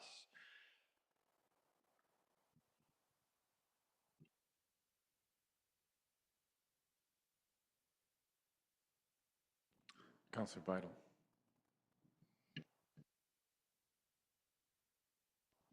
Thank you, Mayor Talon. Through you to our Chief Financial Officer. I think earlier this morning, you indicated and recommended that the business multiplier not drop below 3. Is that correct? And what's the reasoning for that? Thank you. Financial Officer. Thank you. Through to Councillor Vital. I think there's no written rule. Every council is free to set the multiplier to whatever they wish. But just looking back at this slide here of the history, council has chosen to keep it definitely over 3 for this whole sample period, and usually, definitely more than 3. So I would say, looking at the historical data, we probably shouldn't go below 3. But absolutely, council is free to do whatever they wish is best. If we look at scenario 2, it's very close to 3, so I don't think that's going to make or break anything, but it's just what route you'd prefer to go. Thank you very much. That was helpful. Councillor Pacho. Make a motion to move scenario 1, Your Worship. Discussion on that motion? So is that Councillor Schweinbach. to remove number 1? No, to adopt or direct, if I understand correctly, that we pursue scenario 1. Oh, I see. Well, I was just about to make a case for scenario 2. But perhaps This is the time to discuss. This is the Okay. time to discuss the motion, so. You know, I just feel that businesses, there's uncertain times in the next 2 or 3 years. Businesses have been taking more than their burden in taxes in the last few years. And there's increased costs with utilities, especially with insurance. If you own a place or if you are renting a place, your triple net costs have really gone up in the last few years. Insurance is incredibly high now in some of these strata units, and it's really driving the cost up for small businesses. I feel that with scenario number 2, we're giving businesses a bit of a break, and it's really only a $14 differences for our residences. But it's a significant dollar drop for businesses. And I think that given the scenario that's going on south of the border, we're in uncertain times with regards to our dollar. Tariffs is going to increase a lot of the costs that these businesses are incurring. For instance, chocolate is going to be going up possibly 25%. That's just one example, but there's thousands of examples out there. I think it's time that we give a break to the small businesses in town. And if we do that, scenario number 2 does not represent a large difference to the residences of town. Thank you. Yeah, I don't think anyone's been immune to inflation over the last 3 years. And I think individuals' cost of groceries, insurance is lifted for everybody, whether you're a business or you're just stocking your own pantry and keeping the lights on and heating your house. So I don't think anyone's immune to price increases. Any other discussion on that? Councillor Jackson. Thank you, Worship. If it's any comfort, in 2014, I believe the tax rate was 12.1 on the business side. And over the next ensuing 8 years, the village slowly moved it down to 6, what we're looking at here now. So there has been a substantial decrease in revenue on the business side. However, the positive side is made it better for business. So that's a good thing. Any further discussion on the motion to adopt scenario 1? I'll call the vote. All in favor of the motion? And I am opposed. 4 in favor, 1 opposed. Motion carries. Any other business arising out of the budget presentation, Council? Councillor Swinbanks. Sorry, just one quick question on, thank you, Mr. Mayor Tallon, through you to CFO. Your slide number 19, can you tell me about reserves versus DCCs versus surplus? I need to understand that better. I imagine that reserves it's a legislative contribution each year to certain categories within the village, but I'm not sure of the other two. If you can add some clarity, please. Excuse me. Yes, thank you. Through Mayor Tallon to Councillor Schweinbenz. Absolutely, reserves is a budgeted contribution to basically saving money for use at a later time. We have several types of reserves. We have general reserve, we have public works, we have water and sewer that allow us to use it for specific purposes, but it's basically saving money now for use at a later period. DCCs, development cost charges, are what developers contribute to infrastructure when they develop parcels of land or different developments, I suppose. So that's held for infrastructure improvements. We can't use it for infrastructure maintenance. We can use it for infrastructure improvements. And surplus, that's basically accumulated surplus from basically the day that the village was incorporated. If at the end of the year we are under budget, that means we have a surplus, and that goes into an accumulation for the end till the end of time, basically, and that's available for use if needed. Thank you, Financial Officer. Any further comments, discussion on the budget presentation? Seeing none, I think we can move, if we're able to the next agenda item, which I think is the presentation from our consultants on the village office master plan.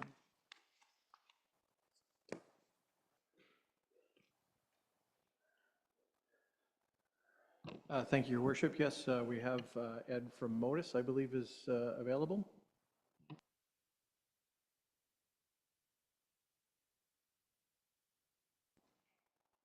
Or did we finish our budget side so quickly we need to wait for him to catch up? Is there someone, Edward, are you there from Modus? If you are, we can't hear you or see you yet.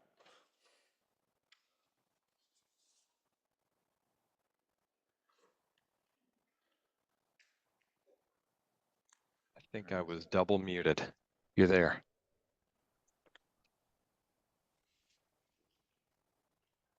Ah, I can see you now. Can you hear us? I can hear you. Can you hear me? Yes, we can. Great. Thank you. I was double muted. That's all right.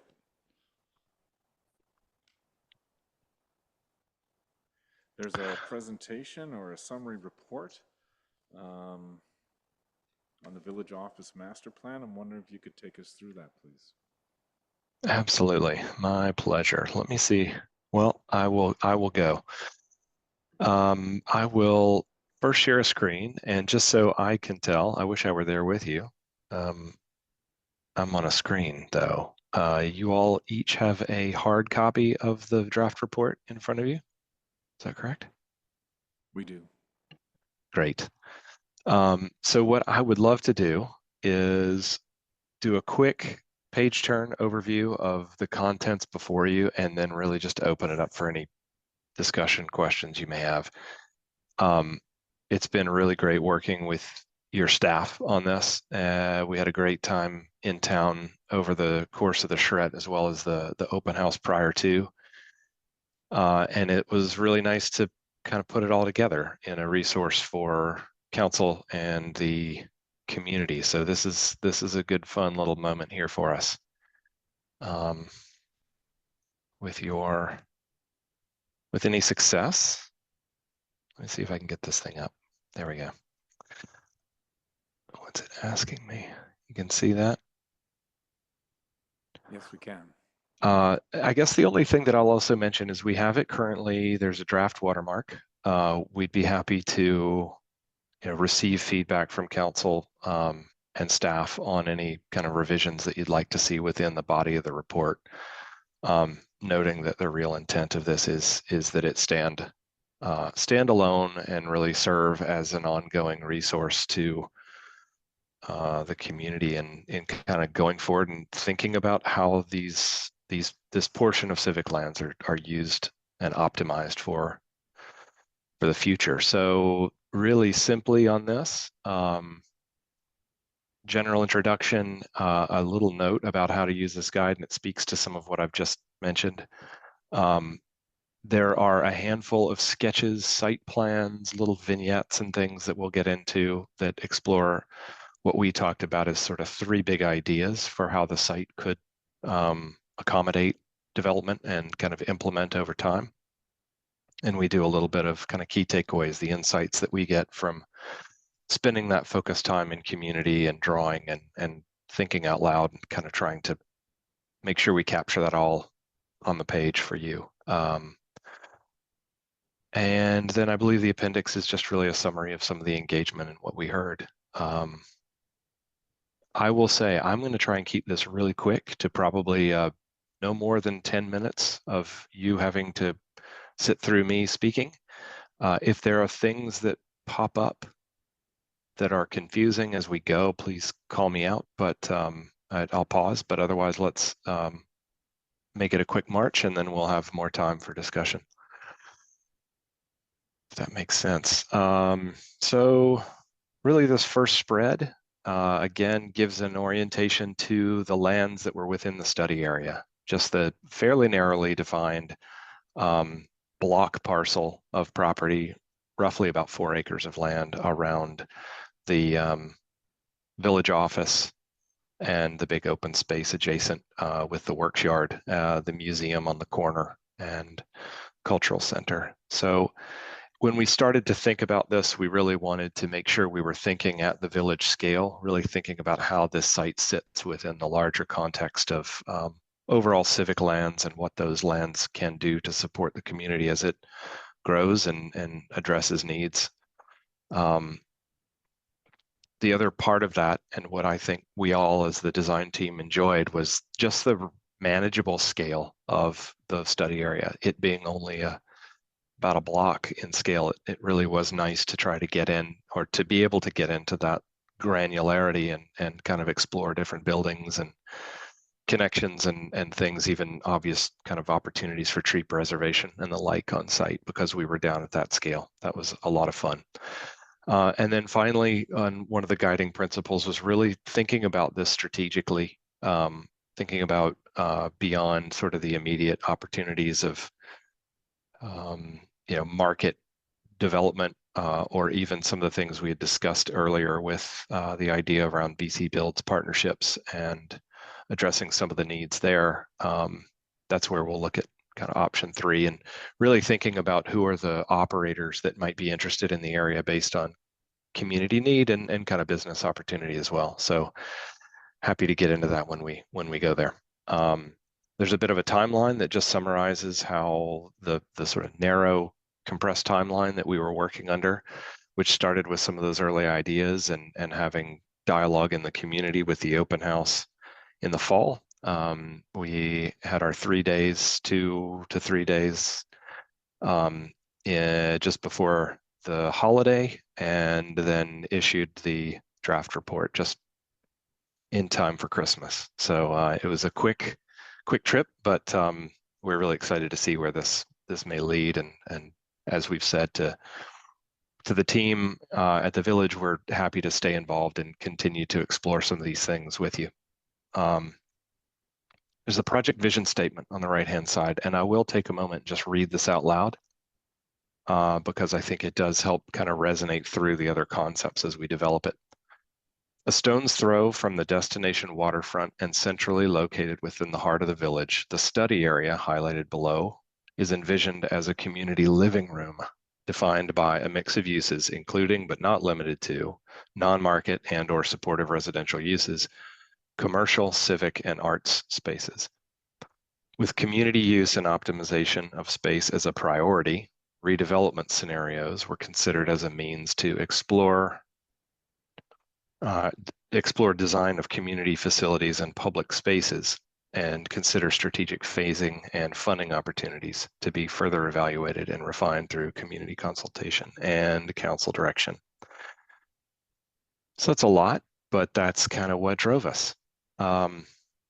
The next spread, and I won't get into the details here, you all probably know this very well. On the left-hand side, just existing regulating bylaws being your official community plan, land use designations on that top, and looking at what is currently the community use designation, and then the zoning bylaw down below, looking at that community use. For reference, there are your bylaws as it relates to land use designations and regulation. And then on the right-hand side is a bit of that summary around how to use this guide and the multiple audiences that it intends to support. So I'll keep it high level here, but certainly want to make sure that the strategic considerations that we discussed through the course of the project are all landed here, and again, revisions to that extent to make it more clear are welcome. Engagement support, again, thinking about the conversations that we've had to date, what we heard, and making sure that there's a real clear through line between those conversations and what we're exploring and kind of trying to land on site. So that's another part of this, is to then to be able to build community dialogue based on kind of this next step and what's represented in this master plan. All of that goes forward to support in decision making, right? And kind of foster a little bit of shared understanding towards transparency in ultimately what is chosen as kind of how the lands are utilized in the future. So we hope that can help. A partnership tool, I think this is a really interesting one too, in terms of beyond the decision making, where there may be opportunities to partner with operators or other development interests in doing projects that might otherwise not be immediately obvious. So the point of the design exercise was also to explore some things and create the picture worth 1,000 words to host some of those conversations and cultivate those. And then the implementation blueprint, a lot of what we try to do in master planning is to look ahead and to anticipate where we may see some challenges as things change, as uses change, as different functional needs are required and space is limited. So I like to simply say we like to avoid painting ourselves into corners, and it's a lot cheaper to do that with pen and ink than to build something you realize you want to build somewhere else. So there you go. As we move into exploring the ideas, and we'll take those kind of page at a time, you'll see throughout the document that we have this metaphor of the village as a house, and we talk about the front porch, and we talk about a living room. And I think that was something that really resonated in conversation at the open house and through the charrette, is this idea of the distinction between how we plan for lands that might be along the more of the waterfront lands and how Harrison as a village accommodates such a large number of visitors. And so what is the difference between the way we treat our front porch, which is much more of a public space, and how we host, versus who we invite into our living room? And how we do that. And so there was a real strong sense that while we have, the very prominent presence and access along the kind of road into the village, to the western edge of the parcel,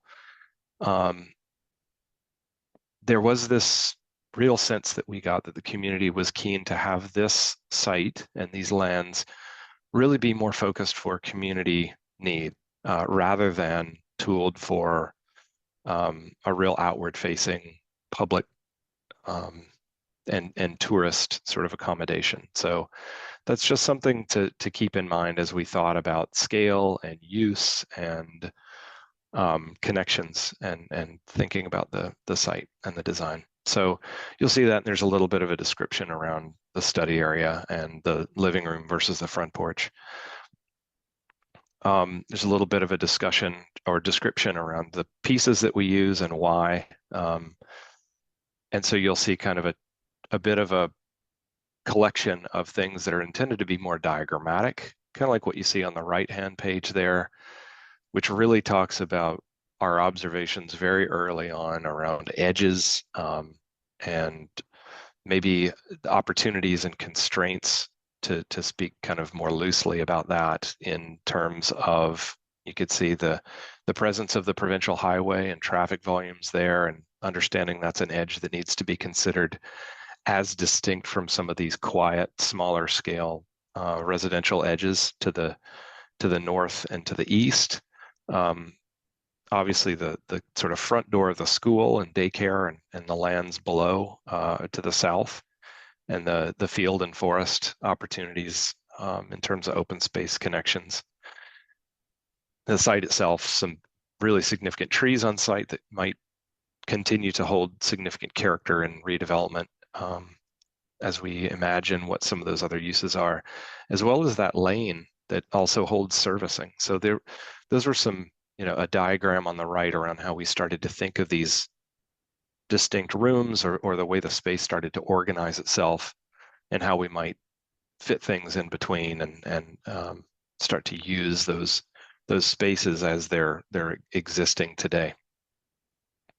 So you'll see we've got some diagrammatic, some more illustrative where we get into the quality of those spaces, with landscape and building, and then also some perspective sketches to get in and explore a little bit more, maybe in 3 dimensions around building form.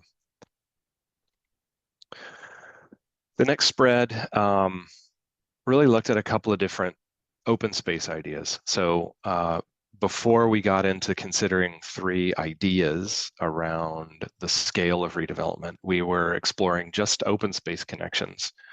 So these do hold building footprints, but the emphasis, and I would say that the exploration of these open spaces was kind of happening concurrent with some of the site planning as we were all working together over the 3 days. When we put together the report, we thought it was kind of interesting to tease these pieces out because the insights are a little bit different, like to think about the open space program and connection and what's offered to community. It's almost interesting in and of itself before we start thinking about building program and what those facilities might be. So here we start to look at different pieces around plaza space versus more informal green space versus playgrounds, play space. Again, opportunities to host different programs. In one case, we're looking at the works yard being repurposed for a market space with some overflow parking. There's the concept of a perimeter trail, sort of an extension of the Creekside Trail that winds along Miami River and connects through there, so an extension of that. Yeah, so I'll leave that one and for moving on to these next 3 concepts, but just to emphasize the point that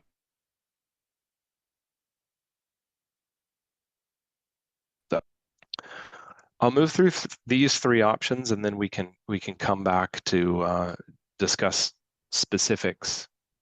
But we really have 3 ideas. Actually, I would love to keep that as an idea, not necessarily an option, because I think there are lots of ideas that could be rolled out in different hybrid scenarios of this. But the first idea was something that really was driven by the north side and the potential to dispose of a portion of these lands and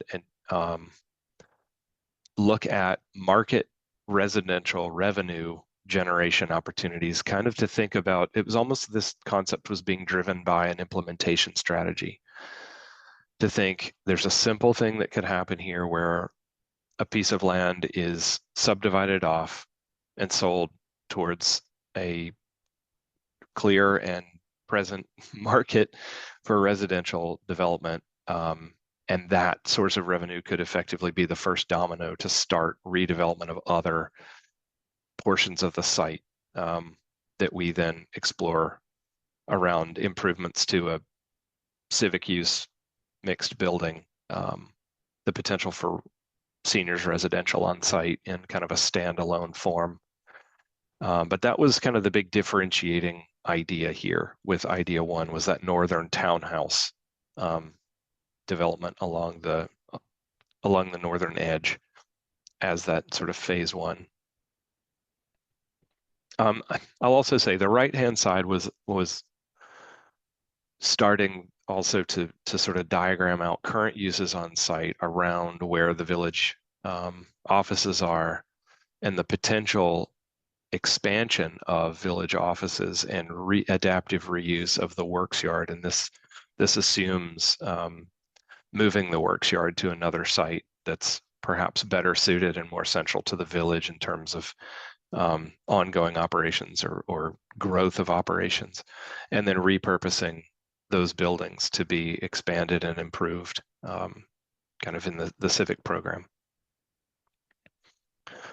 The second idea was looking at something more ambitious on that the northern edge of the parcel, and you can see that represented in the top right, kind of a mixed use form with some residential uses on top, and then the podium portion of that, or the grade level portion of that building being the civic use. So looking at council chambers, village offices, and kind of an expanded civic platform for a residential building that we were understanding more as supportive housing or some partnership through the BC Builds program to see how that project could be built and realized on that northern portion of the site.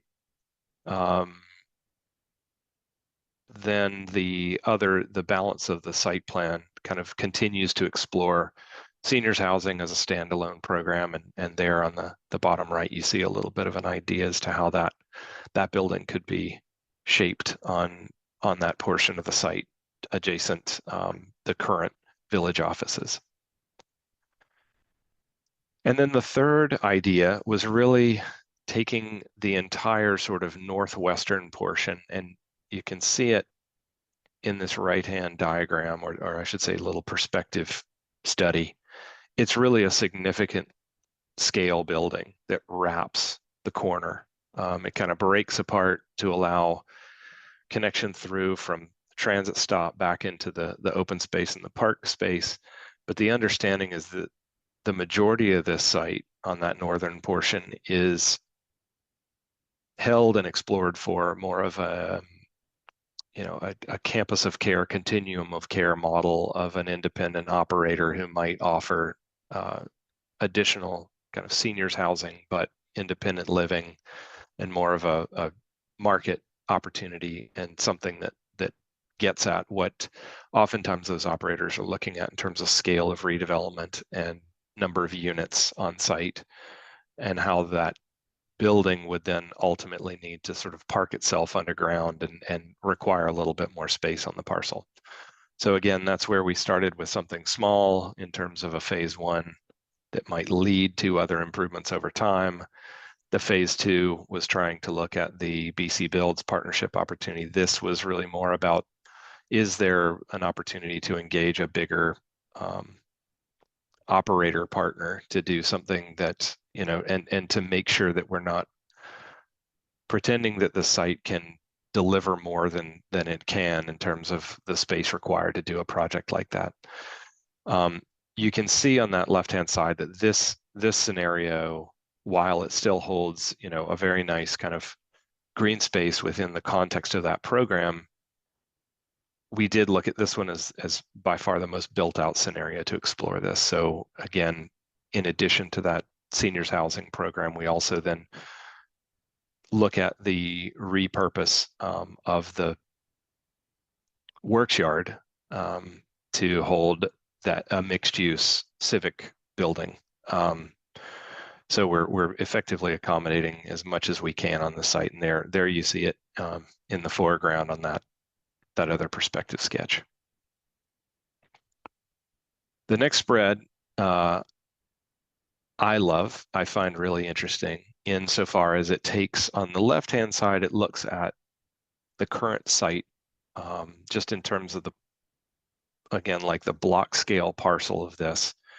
It looks at current coverage and use, and then it compares it to effectively what we're trying to explore through the master plan. And the circle graph sort of tells that story. We know that the site is generally underutilized in terms of what's happening there today, and there you have kind of an area takeoff of how that is represented in uses today and then proposed. That's just in land area, so that doesn't get into floor area, and that's a little bit of what we also tried to hold on the right-hand side, just again diagrammatically, so that we can see in the light blue color what exists today on site in terms of footprint, and in the dark blue color you see then what is proposed in the concepts to varying degrees, but generally it was targeting in these approximate numbers in terms of footprint. There's a little small note when you look at the residential portions, because those are also assuming multiple stories. And so where we have a 12,000 square foot footprint in the case of the residential use, we are assuming a 5-story form there, or simply showing that if one assumes a 5-story or something that might step from 4 to 6, or however you want to shape that, you might be looking at 60,000 gross square feet. And that just helps to think about scale of building and number of housing units and that sort of thing. Again, not a proposal, but a point of reference as you want to kind of be able to think quickly through how big things are, how many units of housing it may accommodate. This is intended to be a quick reference and hold some of the loose thinking on a page, so to speak. We're almost done. Thanks for your patience. We've got some key takeaways on the left-hand side. Really just top line there that we confirm that there's a lot that can be done here. We really feel like the site can make a measurable difference in the heart of the village and towards a lot of the conversations around program and community services and needs and opportunities that we heard through our conversations in the village. The second line there is the opportunity that's presented by relocating the works yard. So we know that that's subject to other site availability, but this certainly continues to put momentum in that conversation. The preservation of the existing trees came up as something really important, and I think that's still something to consider carefully. I know one of them seems to have a couple of stems growing out of the same place, and so you may actually have some health issues in that tree, and it may not be so critical, but it sure would be nice to keep some of the mature vegetation on site to help moderate the scale of new development and to make it feel like it's been there forever. Those open spaces will benefit from the tree preservation for a whole host of reasons, subject to configuration of those buildings and how you can make it fit. It's worth trying hard. Diversity of uses and heights, that was an interesting conversation that we had, and I think the site plan is trying to hold some real sensitivity to the existing edges while recognizing that, we're trying to optimize the site and do a lot with it. So I still think that the scale of that site really affords some opportunity to shape building mass back down and be sensitive to neighbors while accommodating some really significant floor area for the uses that we've heard are needed in the community. So that's great. You've got a block to work with rather than a lot next to an existing building. Unlocking the opportunities for other civic lands. There was, it was interesting to have the conversation around this parcel and then how that really started to open up everyone's interest in some of the other facilities and sites on the waterfront and elsewhere. So again, hope that this can help hold some space for these ideas here in the village and illuminate other logic around some of the other lands as well.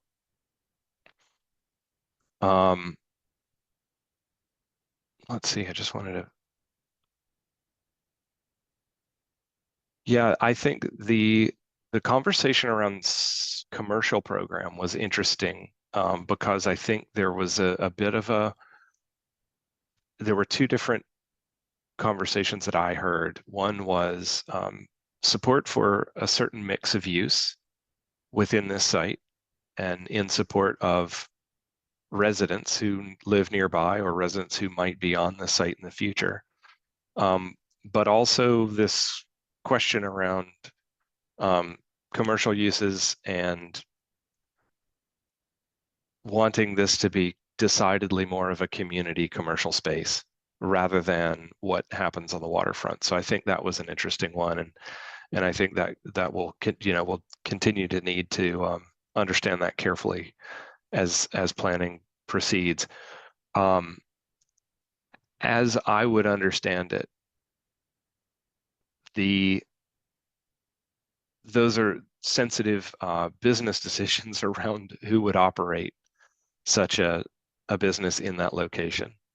And I think the question that I'm always carrying back to the planning space is we simply have the decision around, do we permit that mixed use within the zone and ultimately the land use permissions that we grant on site. So I think that's something to be aware of and careful with.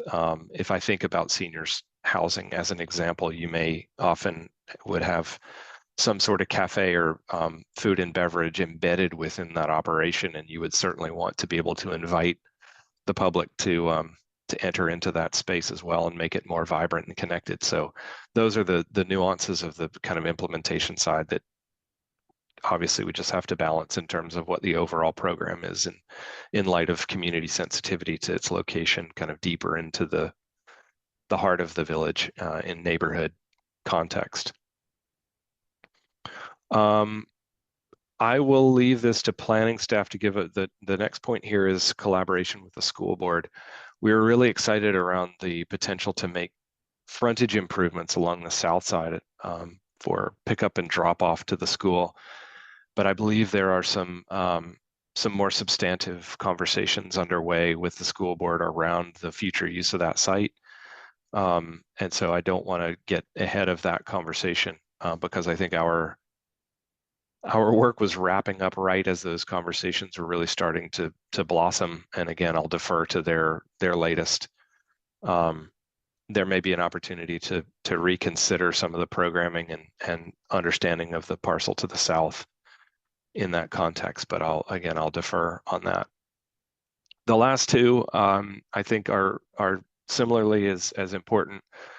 Partnerships around development. You know, we talked about that a little bit in the idea exploration, and we can get more involved in that. But what we heard was that will be obviously critical to seeing these implemented. Third-party development partnerships are going to be critical, and we hope that the master plan can really help kick off those conversations in a more meaningful way, tangible, meaningful way.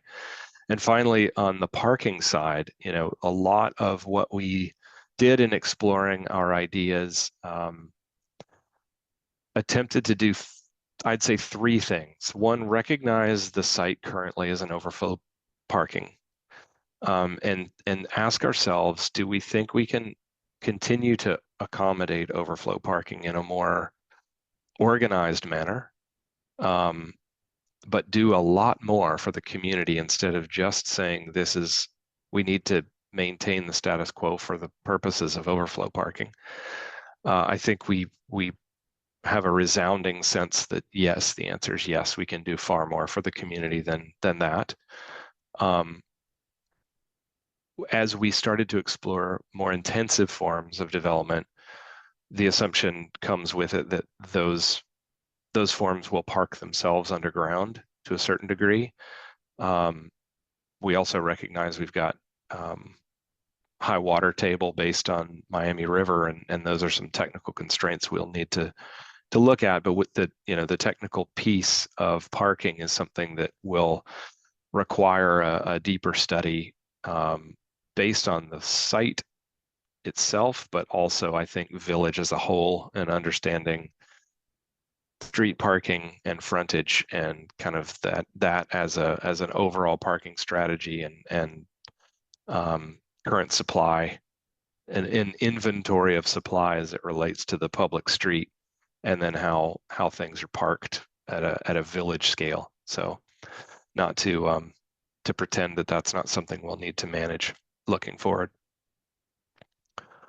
On the right-hand side, we just simply pulled these concepts apart and gave a bit more structure for understanding the difference between the three ideas and what the opportunities might be as it relates to these kind of core uses: open space, housing, civic use, and commercial use. So that is basically the order of this thing. I've given you probably more of a detailed run through this than I anticipated. We've got some precedent images that tried to get a bit at the scale and form and character of some of the uses that we imagined on site. And then the final appendix is really just the what we heard report that we had issued following our open house in the fall. So I will stop talking and I'll stop sharing my screen so that I can see folks. But if you would like for me to bring anything back up, I'm happy to do so, and I'll happy to take questions. Thank you for all. the presentation and the walkthrough. I see a whole bunch of hands quickly. Councillor Pacho. Thank you, Your Worship. Thank you very much for your presentation, and it certainly has come to fruition from probably a year ago. We started discussing this, and personally,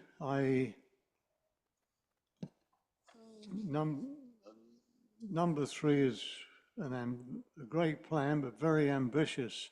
If I had to, we're talking about BC Build and trying to move forward with that. That was the whole intention of getting this thing moving, was to get a couple of complexes built there. But I like the idea of keep idea 1. Development parcels are programmed to be standalone use in order to simplify phasing. And I think at this point, this is what we'd be looking at. I'd be phasing in the seniors complex and the mixed use for the council and the residential, I think is what we originally had discussed. I like the idea, never thought of that one, of some residential on the north side on Miami River Drive. That doesn't necessarily have to be townhouses. I suppose it could be duplexes if you wanted to keep the look of that street much the same with the single family residential across the street from there, which back onto the Miami. That would probably be my preference. But now, of course, the works yard, that's way down the road, that sort of. The one question I do want to ask, is the existing heritage office that we're in, that will still be there? Am I correct? That's correct. I mean, we did look at a few different scenarios where those offices might actually move into an improved public works building. So the current shed building is actually a pretty interesting building, where a lot of the in the frames the south side of the parcel in the public works yard.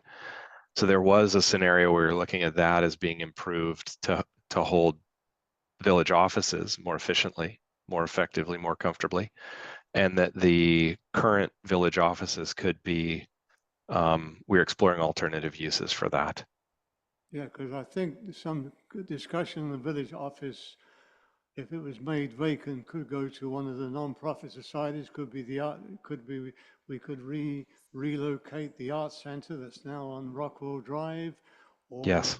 Or part of the a library, could be part of the library. So long as that stays there, I'm still envision that both the buildings, the seniors, I see that, and the mixed use could be constructed without, at the moment, any disruption to the works yard portion. Right. I think there's room for that, but I do like the idea of the north side development to recap some money towards the projects, which I think is a great idea to market those on that side. So I think for me, keep it simple is the way to start this off, and other areas could be phased in over the years as funding or development, whoever wants to buy the piece can come available. And of course, the relocation of the workshop will be a major move wherever that would go. Originally, it was going to go on the south end of our East Sector Park on McPherson there, but that was a landfill. I'm not sure whether that would be allowed to have people working there or not in that area. But that was the concept, and it was in our former OCP that acreage where the landfill was going to be used for the works site. That's why when my colleague, Mr. Jackson, was on the council of the day, they extended the water line down McPherson to the corner of McCombs having that in mind for a works yard. But whether that's feasible because of the environment, I really don't know. But anyway, from my perspective, it comes down to, I know we're just going through a scenario of looking at drawings here, but I like the idea of it, keep it simple. We've start off with the two main buildings, seniors and the multi-use, and then phase in from there, and of course market the south side, the north side of the on the Miami River that runs between Poplar Street and Hot Springs Road, to market that as some type of development for revenue. Thank you very much. Thank you. Thank you, Councillor Pacho. Other comments, reactions? Councillor Schweinbenz? Thank you, Mayor Talon. First of all, Edward, congratulations. You and your team did a great presentation here. And it's neat to see the concepts and the drawings, and I think we'd be lucky to get any of this done in the next decade. I think it'd be fantastic. And I like on your page 18 and 19, and I think that we need to pay attention to this, just how underutilized this area is right now, and how we can expand, it looks like fourfold, the amount of square footage of usage we can have. In terms of my priorities, I would say, you know, more space for arts, more space for recreation is what people want. If I look at village offices, I think that'd probably be my lowest priority. I think people are looking for ways to play and connect and recreate. And if an end result of that is better, more modern offices, then I think that would be great. But I wouldn't want to see this project become just about civic offices, and it's clear that it's not. So I'm glad to see that. The other thing to consider is all three scenarios do take away parking. So as a separate issue, we do need to address parking as council. We need a long-term parking plan. I think there probably already is one in place, but we're going to be taking away parking for some of these big events that we have on a few occasions during the summer. I'd be in favor of moving the parking somewhere. I don't know where we're going to do it, but clearly if we can utilize these lands, anything like these drawings, I think it'd be a great win. This is the heartbeat of the community. It should be the center of the community, and to have a campus style rendering like this, I think is fantastic. So I assume the process, this is still just a continuation of the process. We're not going to make a decision today, but I think it's a great start for us to consider. So thank you. Thank you. Thank you, Councillor Schweinbenz. Councillor Vital? Thank you, Mayor Talon. First of all, thank you for the amount of work that went into this presentation. One thing I note is you've revisited the concept of raising some revenue on the north side. And that actually was one concept the last time council took a look at this, I believe. I'm not sure, perhaps Councillor Facio knows, how many service lots are there? It's nine left. I think there were 19 when we bought the property. Well, the works yard, and the old bunkhouse that was the tourism office was donated to the village, and then I think we paid $9,000 for that, and then the house was donated by the Chenastic family. All I can see is a hand going up and down. Is the old Chenastic? Excuse me, sir, I'm talking. Oh, sorry. The Chenastic house was donated to the village, which is a village office, and the works yard and the old bunkhouse was part of a sale with the old Harrison Hotel many moons ago. And then back in 93, 94, I was on council, and we purchased those lots from the I think it was the Japanese company at the time. We got them for a good deal for the future, and I think they're all paid off. We've paid off for them. So I think there's nine or 10 left, I believe. Excuse me, sir, through you, Mr. Mayor, to the CEO. Yes, thank you, Your Worship. Through you to Councillor Fascio. I'm just looking, it's a 19-lot subdivision, however, there is one, yes, that's correct. One lot it has the village office, the other has the tourism building and the public works building, and then, of course, where the shop is on the public works on the east side is another lot. So there's, if you were to include the yard, there's, I believe there's, well, 3 minus that, so 16 lots in total. But out of the area that is not being used, yes, that's correct, nine lots. Thank you, CAO and Councillor Fascio. One of my priorities in this project, should we decide to move ahead with it, is definitely some kind of seniors housing, whether that is independent living, assisted living. We all know that our population is aging, and I have heard many times from residents here that that is one priority that they would like to see.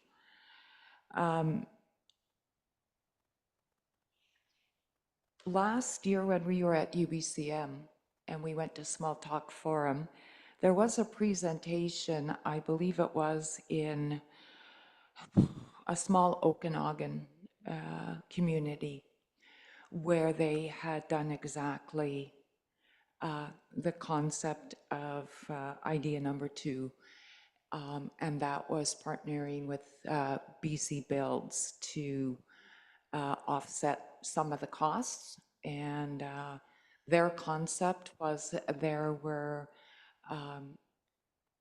municipal offices on the bottom floor and seniors housing on the top. Roslyn, thank you. Somewhere around there. And it had been received very, very well throughout the community. The other thing that comes to mind, of course, is parking. It is at a premium here in the village, and if we can come up with some more strategic plan on how to either better utilize the parking that we have, or make it better, or find alternate spots. I just think that not only residents, but I'm thinking with our tourism season, people coming down Hot Springs Road into the village, see an empty lot, and I'm sure they think, why is that empty? I think that we can have better use of that space. And once again, you know, that all depends on costs, on funding, on grants, on, and I remember we had our first meeting with our new local MLA, and I did say to him that be prepared, I'm coming after you further down the line for some funding for this kind of a project. I'm excited. There's an awful lot to consider here, and to build upon it in stages, I think is the way to go. Let's put some things in place, and you know, we need to let our residents know that things move slowly. And again, based upon funding, and so, but I think that they will be happy with what they see. And just one question to our presenter. During the open houses, what was your takeaway? Were the majority of residents wanting to see some improvements on that lot?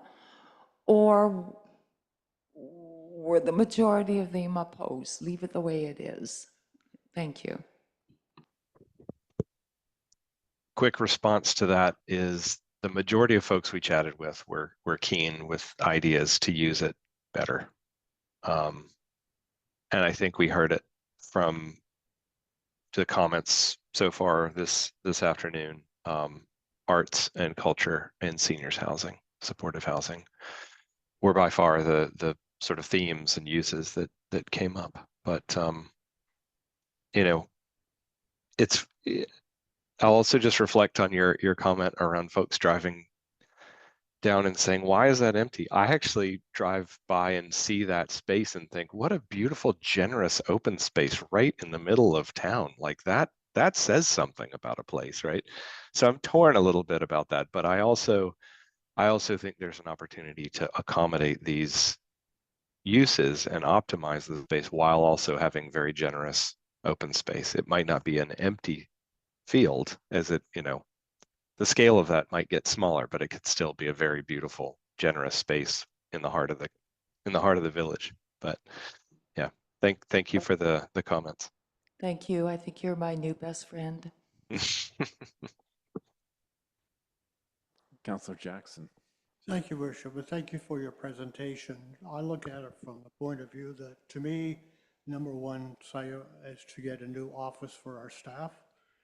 We do not have good working conditions now. We're crammed in, we're growing, we're going to need more people, and we're using extremely old technology in the modern day world. For me, that would be number one.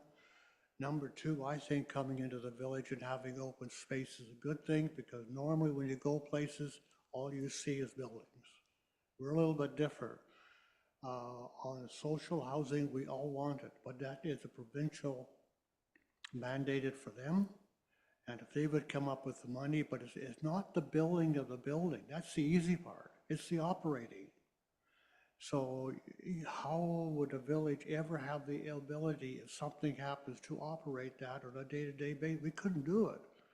So the future councils are going to have to really consider this as we go forward. I like the keep it simple one, the idea of selling off a few lots to finance it would be another great idea. So that's just the way I look at it, Your Worship. Thank you. Thank you. Thank you, Councillor Jackson. I walked through the open space this morning here to the meeting, and yeah, there's something about an open space with a couple of mature trees. I hope they're healthy. I hate to see us take down more mature trees, but be that as it may. What I saw in most of these designs, what seized me the most wasn't the specific organization. What was there was sort of how this block of land is sort of kept contiguous and not split up into roads and streets and parking and that kind of stuff, but sort of had a green space through it, sort of like, Concord or sort of plaza. And I really like the idea of a center plaza with things maybe around it. And I think that keeping a sense of openness, I think that's a value to me. I am maybe unique or alone. I am very uncomfortable selling off parts of this property. It is a big piece of land, but it's not enormous. And once it's sold, it's gone.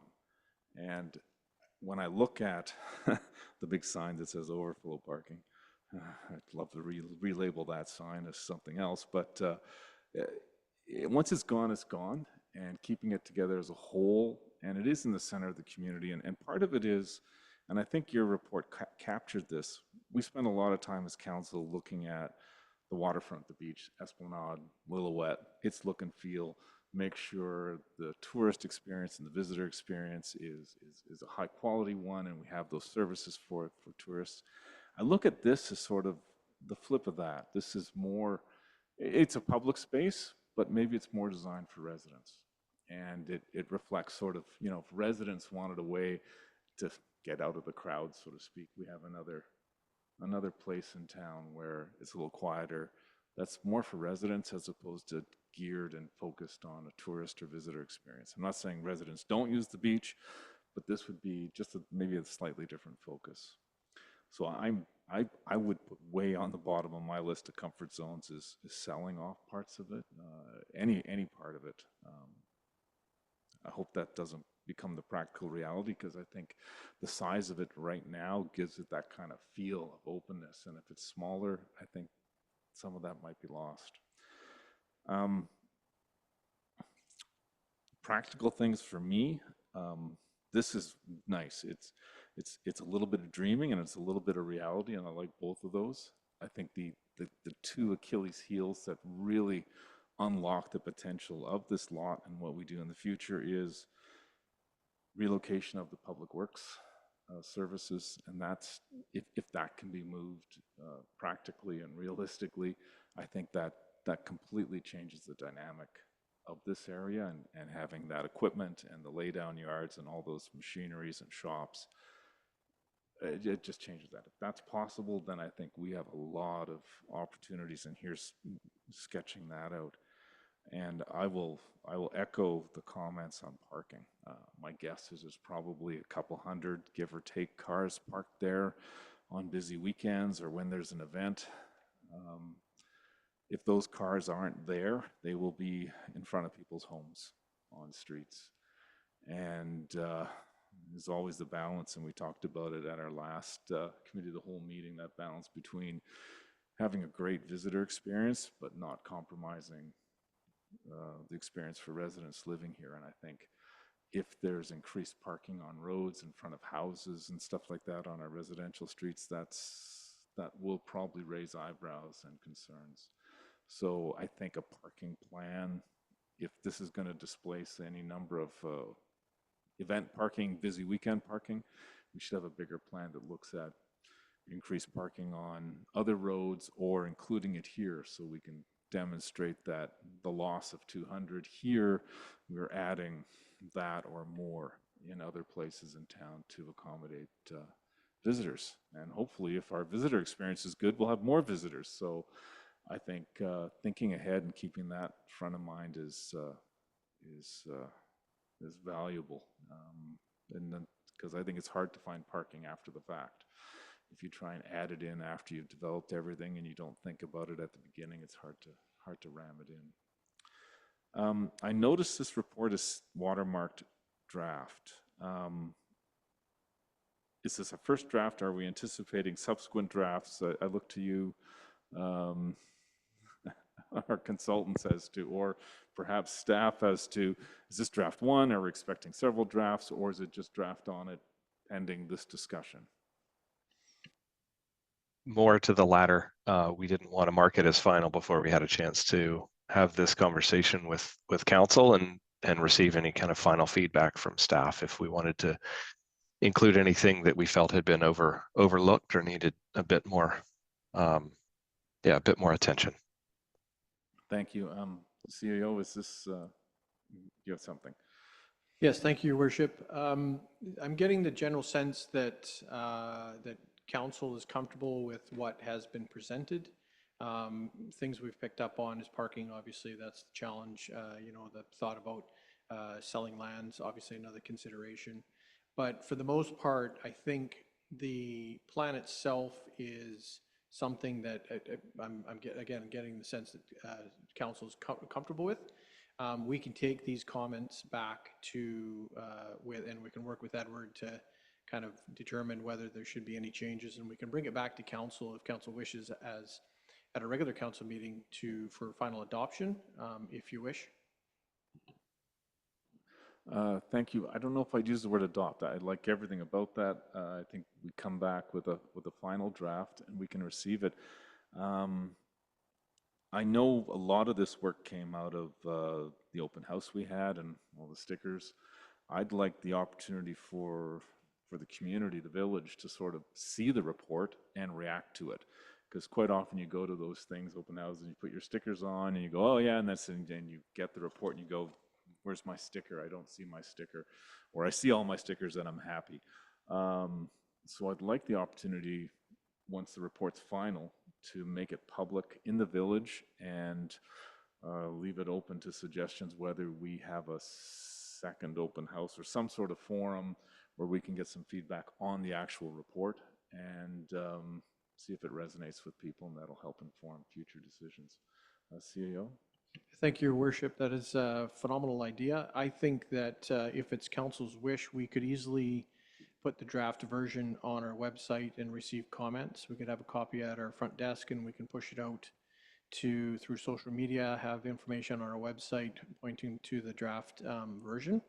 And we can certainly take public comments while, for a few weeks or a month or whatever council's wish is. And then we can bring it back again to another meeting, future meeting, and highlighting the comments obviously with Edward and his team's assistance. And then we can obviously, if council is comfortable with the final result, we can make it a final copy, and then council can receive it as it is.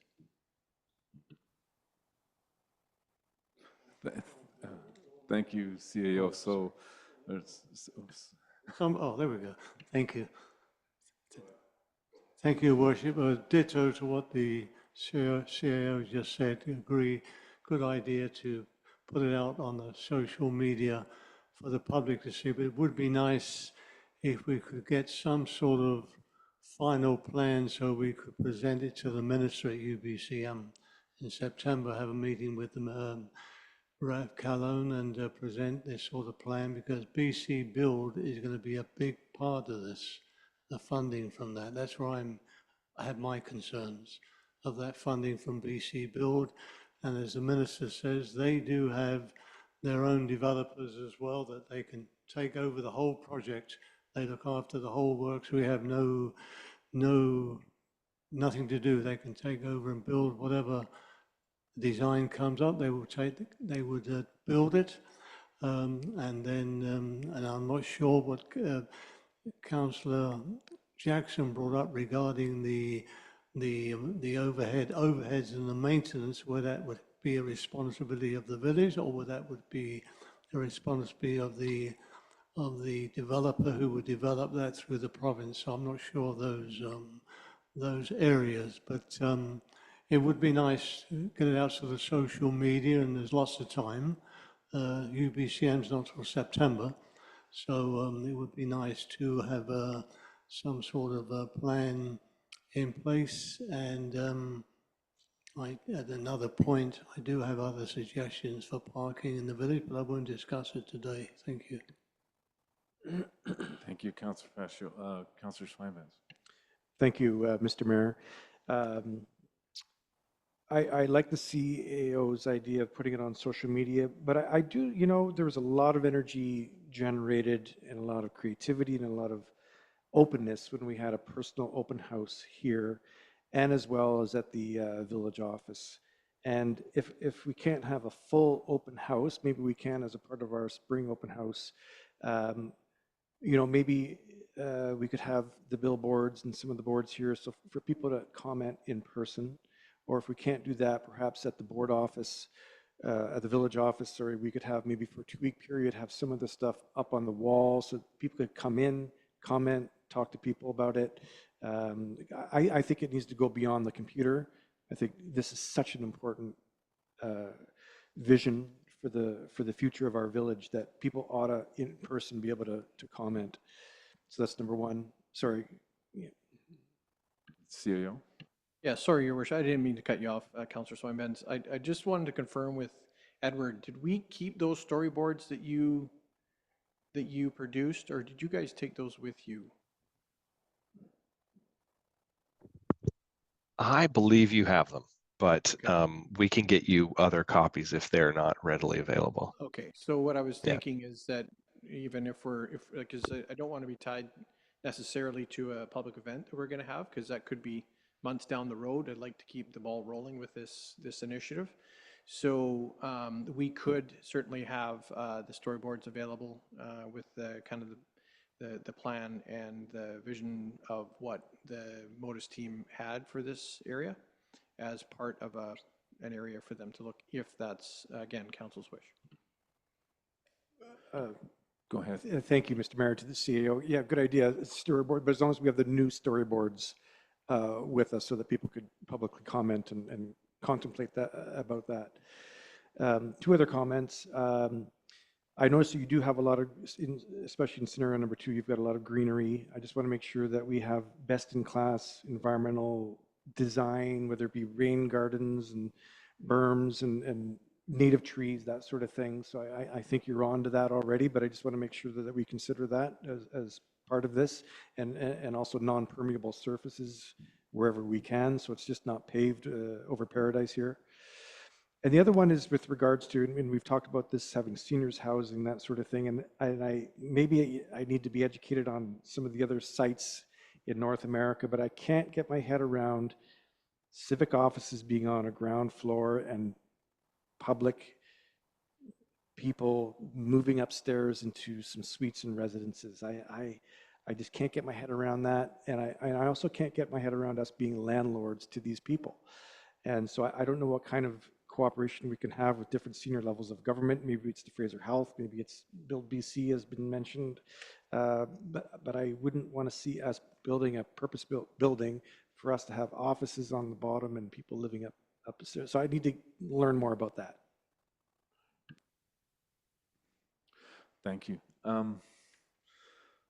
I agree. I think being in person and being able to look at boards and being comment in person, I think that's valuable, and I think it complements an online feedback. Is there accounts? I'd like to think if we had an open house on this, this is kind of a marquee thing and probably set the tone for a lot of council direction over. There's so many moving pieces in here over the next 5 to 10 years if we advance this, that I'd really want to make sure we dedicate the time and get the community feedback that will help inform our decisions. Is there opportunities? What's necessary in order to have an open house on this? Is this something practical or achievable in the next several weeks? Thank you, Your Worship. Yeah, we can work with Ed and his team to get the storyboards up, and we can literally have it set up in the village office, and if people want to stop by. And then, of course, we have our Get Into It Harrison. We can provide a link to all the drawings and the report, and receive feedback that way too. Thank you. Do we need a motion or anything like that to suggest that we'll pursue an open house on this and then hopefully accept a report in the next month? Or is it okay to leave it like this? Look for some guidance here if we need a motion on that. Yeah, thank you, Your Worship. I think having council's direction and exploring further public engagement opportunities is probably advisable at this point. I'll make the recommendation, Your Worship, that in the near future we have an open house with all the necessary drawings relating to this project so that the public can come in and give their own comments on whatever or changes that they may make. So just a quick forward, is there any other, if I threw you to a community services manager, is there any other type of, in the spring, open house that's coming up for any reason? Thank you. Through you, Mayor Talon, to Councillor Facio. We will be presenting a potential opportunity. It was going to be a bit more environmental based. We could always work this into it. It's always, of course, just comes down to scheduling around other events and bookings in Memorial Hall, or if we're able to implement it on a bit more of a casual scale where residents could sort of come a bit more at their convenience rather than any one specific time. So as long as staff can be a bit flexible, I think, in the offering and see if it happens to coincide with the timing on production of the storyboards. It may just be a good fit to fit into an existing upcoming event. Thank you, Community Service Manager. Councillor Fascio? Yeah, I'll leave it to the discretion of the staff, Your Worship, on that, yeah. So there, Councillor Jackson. Thank you, Worship. I'm okay with a public hearing, but I think you have to make it clear that this is a long-range look at this. Everything could change on February the 1st. And this, everything that we're talking about provincially, federally, is going to fall off the radar. So, I mean, I like the whole concept of what we're talking about, but I just want to make sure that if we have a public that the public knows that this is a longer term project and many things could happen between now and when the shovels come in the ground. Thank you, Your Worship. Thank you, Councillor Jackson. Good reminder. Yeah, this is a little bit of dreaming with a little bit of practicality, and I think it is a long-term thing. So with that, any other discussion on that motion? I'll call the vote on the vote. All in favor of the motion, and that carries unanimously. I think that concludes this agenda item. Should we take a short recess while we get set up for the last item, which is the dike project update? Absolutely. 10-minute break be appropriate so we can get everyone's all set Yep, up? that's fine. I just wanted to thank Ed for Thank you, your Ed. contributions. We will touch base in this near future. Thank you. Thank you all. We're recessed until 2:20, sorry, how about 2:45?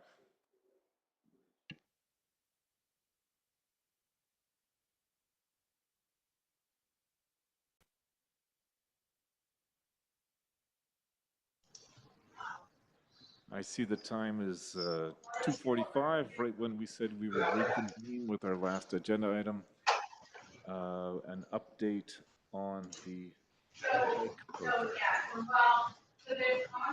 And I'm hearing some noises, someone on Zoom with a background conversation, maybe. Oh, that's gone. CEO Cook, do you want to kick us off and introduce our speaker?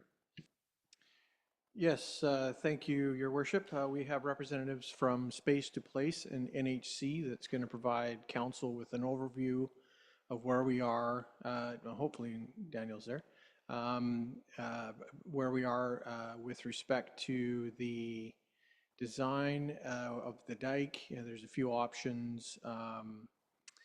They've been working very hard on looking at the view corridor concept that council had directed staff and the consultant to look at. So I will hand it over to Daniel. I believe Daniel's doing the presentation from the technical side of things. And we have Jeff from Space to Place that will provide any aesthetic comment or be able to address any aesthetic questions or comments. Thank you. Thank you very much. Go ahead, Daniel, Jeff, we're over to, the floor is yours, gentlemen. Okay, thanks. Thank you very much. I am just going to share the slides here. Okay, did that work? Yes. Great. Okay, thank you very much. Thank you for having us today. So as Tyson mentioned, we are providing an update on the flood mitigation project and just a little bit about who we are. So I'm Daniel Maldoff. I'm a hydrotechnical engineer at NHC. We are the prime consultant on this project, and I am joined by the Space to Place team today. Jeff Cutler, a principal, will be presenting, and they are the landscape architects on the project. And we are also working with Thurber Engineering for geotechnical aspects and Legacy Environmental for environmental and permitting and Indigenous consultation. So items we're going to cover today, we'll give a brief overview of the project, talk about the design so far and some refinement of the concept for the main commercial waterfront area. We have an example that has been done in Calgary to show you, and some proposed next steps. So just an overview of our study area, the project components. It includes the waterfront along Harrison Lake, which is currently a provincial dike that's shown in yellow. And then we also have the road out to the wastewater treatment plant and the shoreline around the wastewater treatment plant as well, which are the components that have proposed flood mitigation upgrades. And we have named the areas by zones, just for easy reference. Zone 1 is the wastewater treatment plant shoreline. Zone 2 is the road out to the wastewater treatment plant. Zone 3 is the shoreline in front of Hot Springs Resort. Zone 4 is the commercial waterfront west of the lagoon. Zone 5 is the waterfront along the lagoon, and Zone 6 is Rendall Park. And the problems that we are looking to address with this project.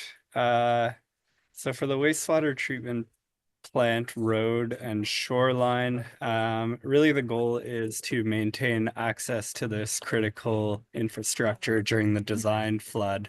The current road at its elevation is subject to overtopping by Harrison Lake, and also there's ongoing erosion along the road embankment and shoreline along the treatment plant that needs to be addressed. So it's also about making sure that road stays there during and after a flood. And then the waterfront dike, currently the crest level, it corresponds roughly to the 100-year flood, which is below the provincial standard for flood mitigation. So it would be raising that crest level so that it's in line with provincial standards and more resilient to high lake levels during a flood. And just a review of what we talked about the last time we presented to some of you. So at the last meeting, we gave an update on the conceptual design. At that point, we had considered 3 different options for the commercial waterfront. One of them was a standard earth-filled dike, and then we had 2 different flood wall concepts. Those concepts were presented at an open house in December 2023, and there was also an opportunity for online comment during that period. So we gave a summary of what we heard from that public engagement, and we gave some background on the flood history and the project rationale.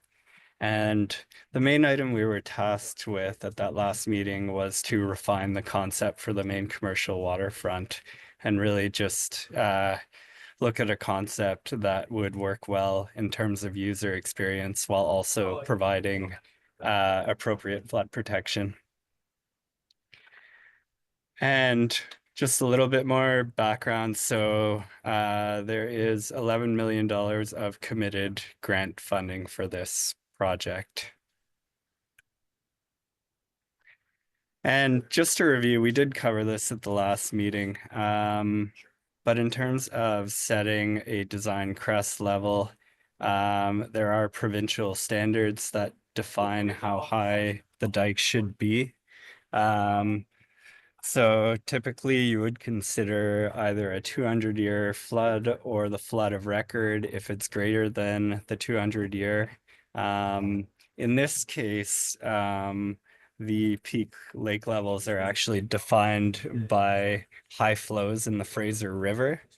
What causes the highest lake levels is backwatering of the Harrison River, which raises lake levels. So the scenario that we are working with is based on the flood of record for the Fraser River from 1894. And we have a lake level from hydraulic model simulations of that event. And then on top of that, you would consider settlement of the dike over time, potential increases in lake levels due to climate change, potential for wave overtopping, and then freeboard, which is equivalent to your factor of safety for uncertainty in the water levels or local fluctuations. And then just how we came up with the proposed dike crest elevation. So the current dike is at elevation 13.9 meters. The estimated flood of record water level is 14.1 meters, so that's 0.2 meters above the current dike. But then with those other allowances, the minimum crest level should be elevation 15.1 meters, which allows for freeboard and some allowance for wave run up. But even at that crest level, it would be expected that if there are any larger waves coinciding with the design flood, you would see some overtopping, and that water would need to be managed on the land side. And also with this approach, there would likely be a need to further adapt the flood protection if lake levels are higher in the future due to climate change. And all of this is subject to approval by the inspector of dikes. And in terms of level of protection, comparing the current dike versus the proposed crest level, so over, 75-year period, potential life of the infrastructure, there is a substantially reduced probability of the dike being overtopped by the design event. But when you're considering something like the 500-year flood, on average, the 500-year flood occurs once every 500 years, but there's nothing preventing it from happening 2 years in a row. So within a 75-year period, there's a 14% chance statistically that you could see a 500-year flood. So we're not talking about, a super unlikely event. It's worth it if work comes back, but that's not. So just covering off the design, so the wastewater treatment plant road, this is just a photo of, one spot that requires some beefing up of the bank protection. So the proposed design would raise the embankment and add some larger rock that is able to withstand the loading from the waves. And then for the section in front of Hot Springs Resort, we're proposing to design an earth-filled dike, which would be similar to what's currently there, but higher up to the new design crest level, and same for Rendall Park. So it would roughly follow the existing path while considering minimizing impacts to mature trees, but raising the level to the new design crest level. And for the main waterfront, it's quite a bit more constrained there. We determined early on that the standard earth-fill dike would likely not work in that setting just because of footprint constraints. So our proposed concept is based on a flood wall, which would be above the existing grade and have some larger openings to provide access and views. The main considerations when you're designing this flood wall, it obviously needs to provide the flood protection required. But we also need to consider user experience, accessibility, views, and then for closing off those openings, there's an operations and maintenance component where those closures need to be deployable in an appropriate amount of time, and there needs to be enough space to store the temporary dike sections. And then also cost. Those temporary dike sections per meter are 2 to 3 times higher than that of a permanent flood wall. So, you know, that potentially limits how much temporary dike you can use along the waterfront. So this is a rendering of the concept at this point. We're looking at a flood wall, a sheet pile flood wall above grade on the land side of the existing walking path, replacing the rock wall that's currently there. And maybe I'll hand it over to Jeff at this point to talk about this in more detail. Yeah, what we've gone through a number of different scenarios, and some of our earlier presentations looked at different options. This seemed to be the option that that was landed on. So both replacing the, I know that the operations staff at Harrison had some concerns about the existing rock wall and the condition of that, and like the lifespan of that. And so this would be having a new lower retaining wall that's like closer to the parking elevation, also allowing us to build a sidewalk in front of that wall, so that people are able to take the sidewalk and not be walking down the street. So improved safety. Then we have this tiered stepped wall, and so at the upper level, the height of the wall would be essentially at like a typical railing height to the people walking on the pathway. I know we had explored some options where we do raise that wall to a higher elevation, and looking at Daniel's numbers where we had some allowance for future climate change. If we built that right now, that wall would end up being quite tall, and you wouldn't really be able to see over it for a lot of people, and so it creating further visibility constraints. So that's just a consideration that we have going into into the design here. But what this design allows us to do is to essentially not have a lot of disruption to the park to the north of the pathway on the lake side. So we're able to keep all the existing trees, and we don't have to do a lot of regrading into the lawn area there. And so maintaining how that park is used now. And so if we go to the next slide.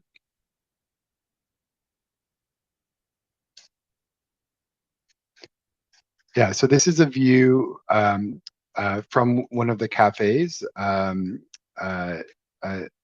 across the street, looking out towards the lagoon.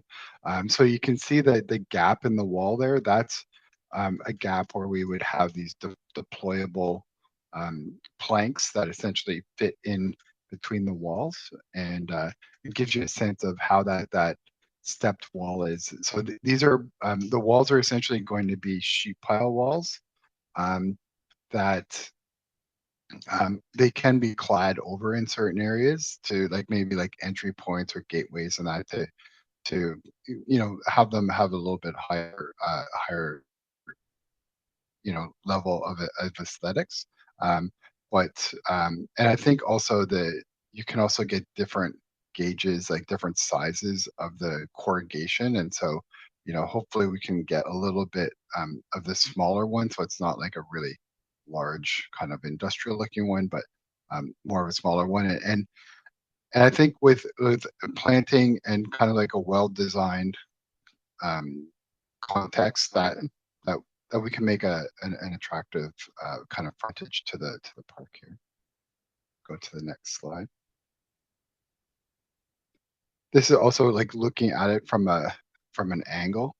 So what it might look like, kind of more of an oblique view. So this is showing some of the sections where we would have the full wall.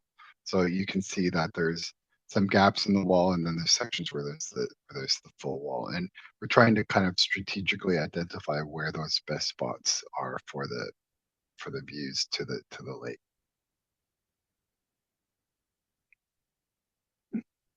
Yeah, so this is starting to look at where where we have the waterfront access points. So that's the purple lines with the two arrows there, and then also where we have views to the lake. So you can start to see where we have some gaps in the walls there, where the text in white is. That those are areas where we have gaps, and then the black lines are where we would have the solid wall.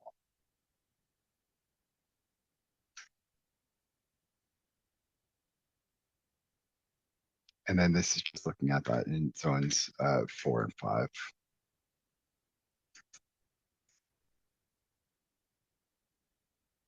Go to the next slide, I guess. Yeah, and then just a bit of discussion about some of the options that exist for temporary dike sections to close off those openings. So there are various solutions out there. One that we like quite a bit are these stop logs that can be dropped in without any machinery and stored along the dike. But then you have other types of barriers like these muscle wall barriers or geo-design barriers, which have different advantages and different disadvantages in terms of deployment time, storage, and cost. And then there are flexible tube barriers like tiger dams, which are maybe more of a temporary solution. And we would be working with staff to identify an appropriate option that will work operationally and within the project's budget.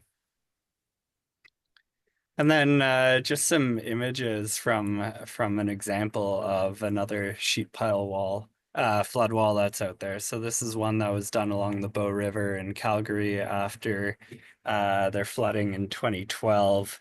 You can see, similar to what we're envisioning, they have some openings to allow access through the flood wall, and those get closed off during a flood. And this is an example of those stop logs deployed to close them off. The stop logs have these intermediate posts which are removed when there isn't a flood and get bolted into threaded holes in the ground to set them up. And they're stored along the dike and all the way along the dike. One detail that I really like, they have these interpretive panels that sort of bring the public along as to what this piece of infrastructure is and why it's there. And then also that just gives you an idea of what that sheet pile wall would look like as well in the park setting. Yeah. So in terms of proposed next steps are to proceed with detailed design based on the current concept, which is based on a dike crest level of elevation 15.1 meters, earth-fill dikes in front of Hot Springs Resort at the west end and in Rendall Park at the east end, and to design based on a permanent flood wall with large openings as shown for the commercial waterfront. And that is our update. Thank you very much, and happy to discuss further. Thank you for the presentation. The images are, yeah, that's helpful. Informative, let's say, right now. This presentation will be posted on our website, I'm presuming. Thank you, Your Worship. Yes, absolutely. We can throw that up on our website, and we can also, if it is council's desire, again, to get some public feedback, we can certainly have through Get Into It Harrison. I don't know that we'll have storyboards, but we can provide this presentation, and then, of course, this meeting will be on YouTube where people can review that as well.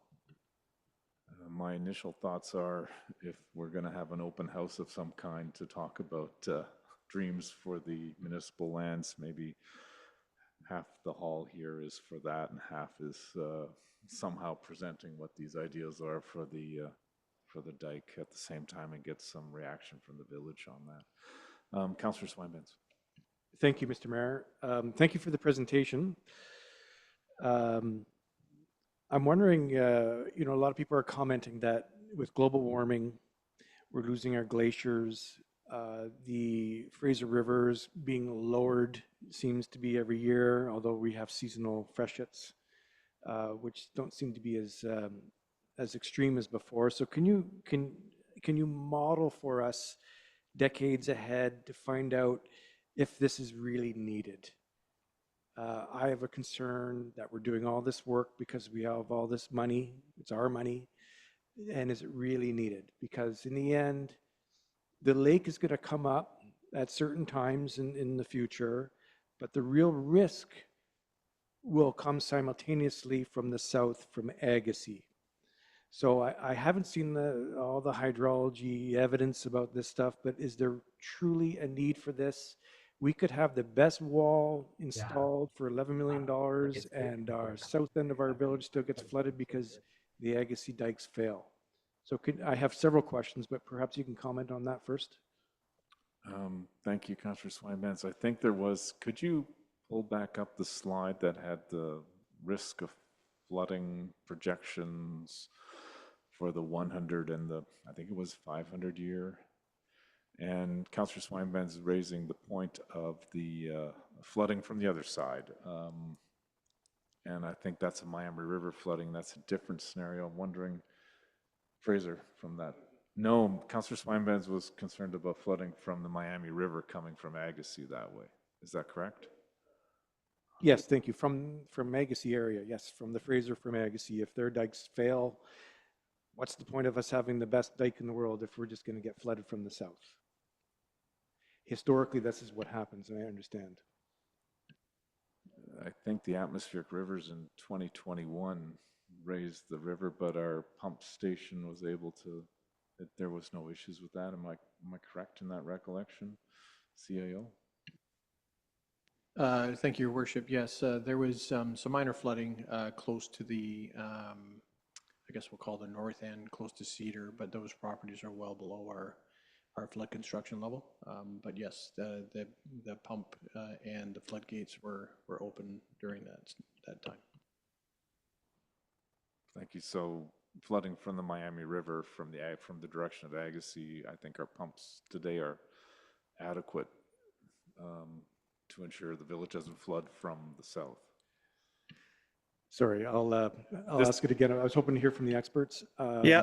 The dikes that are holding the Fraser south of Agassiz, if they break, we could have the best dike on our waterfront, but our village is still going to get flooded from the south. And so, and usually the lake is lower than the Fraser. The Fraser River controls the level of our lake. So the Fraser is going to be high anyways. So in a catastrophic 100 or 200 year, 500 year flood, the danger is going to come regardless if we have a beautiful dike on the waterfront anyways. So that's the question I have. Sure, I'm happy to provide a bit more context on that. So this is just a slide from our presentation back in June. This is an output from the floodplain mapping. And this is a scenario where the 1894 Fraser River flood of record is simulated and the dikes are assumed to remain intact. So no dike breaching, the dikes just overtop when their crest level is exceeded. And for this scenario, it shows that in the village of Harrison Hot Springs, it overtops from Harrison Lake before that overtopping occurs in Kent. And there is some high ground that separates the two areas. Now, the other scenario that you're talking about is a dike breach in Kent. And yes, in that case, you would expect essentially a flow path from Kent to Harrison Lake. So the village does rely on that dike in Kent for flood protection. But the dike along the lakefront is an important piece of infrastructure during a large Fraser River flood. And sorry, Mr. Mayor, just a follow-up question then. So what level are the Agassiz Fraser River dikes at? Does it matter that we go to 15.1? Where are they at currently, or where are they planning to go to? Are you able to answer that question? I think Kent is doing some work on the dikes right now. Their maintenance or upgrades. Yeah, I don't know the current status of that. I'm going to have to look into that. But I mean, during that 1894 flood of record event, it shows that those dikes are above the flood level during that scenario, whereas the ones along Harrison Lake are not. Okay, thanks for the answer. I mean, I think it's an important question to ask because I think the problem is made worse by the fact that we don't have a regional strategy on dikes. And I feel, I'm not a hydrologist, but I just feel that if we gave room for these rivers and for the watershed to breathe, that is to instead of having a 12-inch pipe where water runs down, double that pipe and let the water breathe and meander and do its thing. But we seem to be constricting our dikes and our rivers and just spending billions of dollars on raising them when it's not really going to solve the issue long term. I think this is happening throughout the valley, and I feel that we're just part of it. So this is a larger political question, but maybe council consider a resolution to the province or to the minister that we should have a proper regional-wide, Fraser River-wide dike prevention strategy instead of just spending billions of dollars on these dikes. That's going to ruin our waterfront. So I've waxed poetic enough on that. I've got a few more questions. The road to the water treatment plant is going to be raised quite a bit. How is that going to impact the natural hot springs that the resort relies on and that some recreational users rely on? And that's part of our Stehelas cultural history. Do you have a comment on that at all?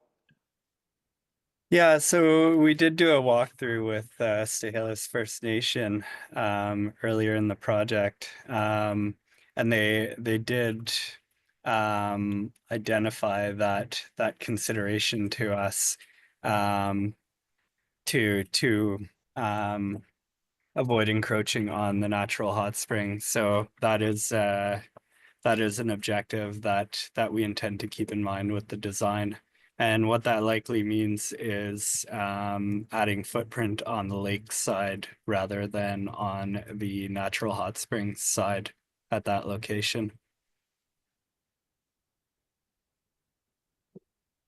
Okay, thank you. If I may, I'll just continue. Zone 3 in front of the hotel, you're not going to do anything removable there. It's not even being considered. And it struck me by your picture that the ground floor folks in that hotel are going to lose their view. The hotel is important to us as a community. So you can see from that picture that you just put up, it looks like people having coffee on their patio are going to lose their view of the lake on the bottom view. Have you assessed that at all? And is the resort aware of this? We have been in touch with the resort earlier in the project. It is a consideration. It is something we could look into more. think I don't really. has some information on that. Yes, thank you, Your Worship. Just before Christmas last year, I did share the latest design with the hotel. And I mean, I can't confirm, but there was, if you look at the image on the left there, if that was to come up, the proposed 1.1 meters, you could, with confidence, say that it would be probably close to the railing elevation of the lowest floor, perhaps maybe a touch higher. So I don't know that it would be totally restricting the view, but it's going to obviously reduce the, the vertical portion of the view. So, but that's a consideration, and obviously the hotel is concerned with that as well. But the one thing that needs to be kept in mind here is that the intent of this dike is to protect the community, and we have an opportunity, or council has an opportunity to provide that extra level of protection to the community. So I just don't want that to be lost, that our existing dike is below the provincial standard. And we need to be cognizant of the fact that if we're not providing or meeting that level of protection, that's just another consideration we have to look at. And I know that we're working with council to try and make it as visually appealing and to minimize the impact, which I totally understand. But we need to look at the future and what the likelihood of a flood is for Harrison. I recognize that there's a challenge, from the south. Kent, I know, is working to try and increase the elevation of and the resiliency of their dikes. But we have council has an opportunity here to construct or, install flood mitigation that will protect the community for many years to come. I'll get off my soapbox. Thank you. Thank you, CEO Cook. Councillor Swinburne. Sorry, thank you. And fellow councillors, please feel free to come in. I don't mean to hog all the time. You mentioned a couple of things there, and that's provincial standards. And that was part of my point of, if we had a better provincial-wide, watershed-wide strategy, none of this would really be required. And I'll just finish here for a second. And I'm not sure, just getting back to my first question to the consultants, I think you answered the first part of the question, that is, what is the historical likelihood of something like this happening? But you didn't factor into the equation the climate change models. We have reduced glaciers, we have reduced snow levels, we have reduced levels of water in the Fraser. I dragon boat out on our bay, and it's shocking how shallow that is. And I just wonder if one day that bay is going to become a mud flat more than it is now during the dry periods. So that's why I'm saying that was part of my question. Do we really need this, given what's happening with the climate? Do we not have other priorities to look at? I think the slide on the percentage risks that's the expert opinion on the 100 and 500-year flood risk today in the village. Your point about not having any coordination on any of the dike management on the Fraser River, I'm not sure that's an accurate statement, that there isn't a strategy and that there isn't sort of a broader perspective. My hunch is there is, and this is part of it. Obviously, it's not my first choice to raise the dike here. But I think this isn't one-off kind of things. And I worry that letting rivers run, someone would interpret it as flooding is okay. And I'm uncomfortable with that kind of sentence. Letting rivers run means rivers flood from time to time. If they're not managed in a certain way, then if they go over their banks, they flood. And you deal with the consequences of flooding after the fact, and damages from floods. You'll go through $11 million in the first 3 buildings, I'm sure. Councillor Pacho. Thank you, Your Worship. the design that we're being shown now is a lot different than the original design, which was like a brick wall right across the promenade there. First of all, in regards to what Councillor Swinburne's brought up about, is the Fraser Basin are the folks that for years have carried out the work in regards to flooding and dikes in the Fraser Valley all the way to Vancouver. So it's the Fraser Basin. We've been told many, many years ago that our dike was at least 1 meter below the flood. That could happen to the community. It is some folks, I don't know how many, but there are several who cannot get overland insurance anymore in Harrison Hot Springs because of the leak. Some do have it, others don't. I'm not sure how the businesses deal with their insurance in that regard. I mean, to get any, you're so close to the lake, any type of flood would ruin a business. I can recall back in 2003, I think, when we had a major flood, and the hairdressing place that was on Cedar Street, it came all the way up to above the sidewalk level. Just ruined their basement, plus their business and everything there. We had another occasion, it wasn't just water from the Fraser River. I think it was around about 2:15, and with the heavy rains, we had a tremendous flow from the Lillooet River that came and just flooded Harrison, not the streets, but very high flooding, and we had our pumps, didn't have the pumps that we have now. In the past years, we've had to rent at least 2 or 3 pumps to keep the level down on the Miami to stop the flooding of the homes and the streets. If there was an unfortunate flow of water coming from the south, you may recall, you maybe don't know, Councillor, that back in 2008 we did purchase the aqua dams, which we have in the village works yard, which covers the area from, it's long enough to cover the area from Rockwell Drive to the wastewater treatment plant.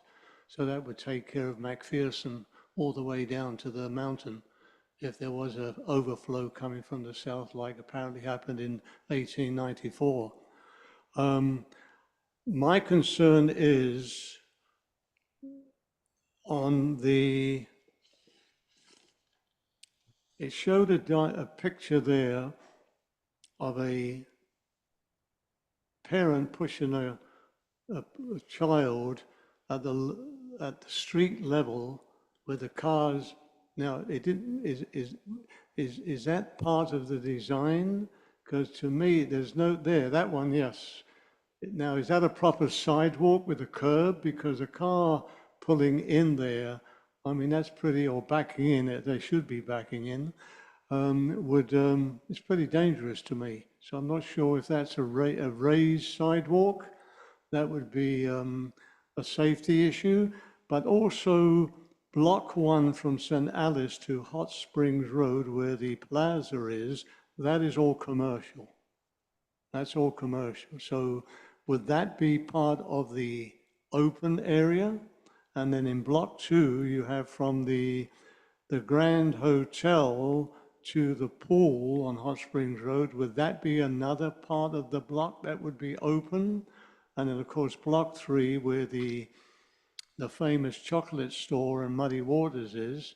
Now that would have to be another area which is smaller. Would that be, well, not really, shouldn't be that small. I mean, would that be another area that would be open for viewing for the public? And also these metal, do they need a lot of manpower? Does it have to be lifted by a small crane to be put in place? God forbid if there was a flood.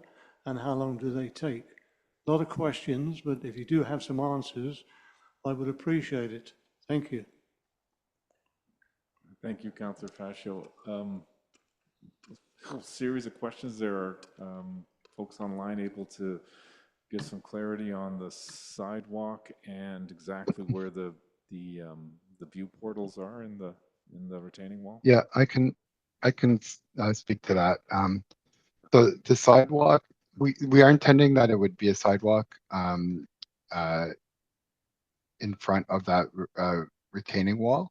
Um, Whether it's a raised sidewalk or whether we have wheel stops at the end of the parking to prevent that safety issue, like that is a real issue. And so that's something that as we get into more detailed design, we would work out some of those details. But we think bringing people off of the street and allowing them to walk on a pedestrian path in front of the cars there, that would actually be an increased safety rather than having people walking down the middle of the road, the side of the road, which is currently happening now.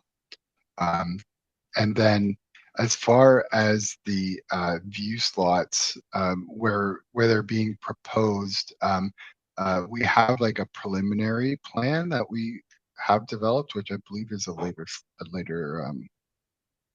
like you can actually, before you move, like, so in the top right hand corner of this slide, you can see there's like a pink kind of like view cone.